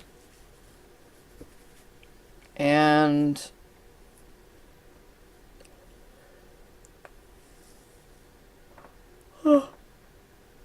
wait a minute.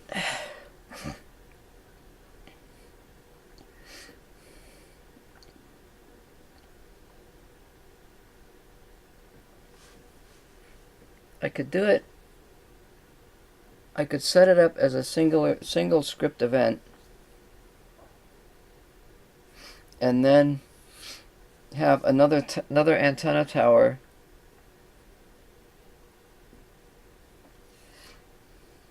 that could drop a rover in later somehow.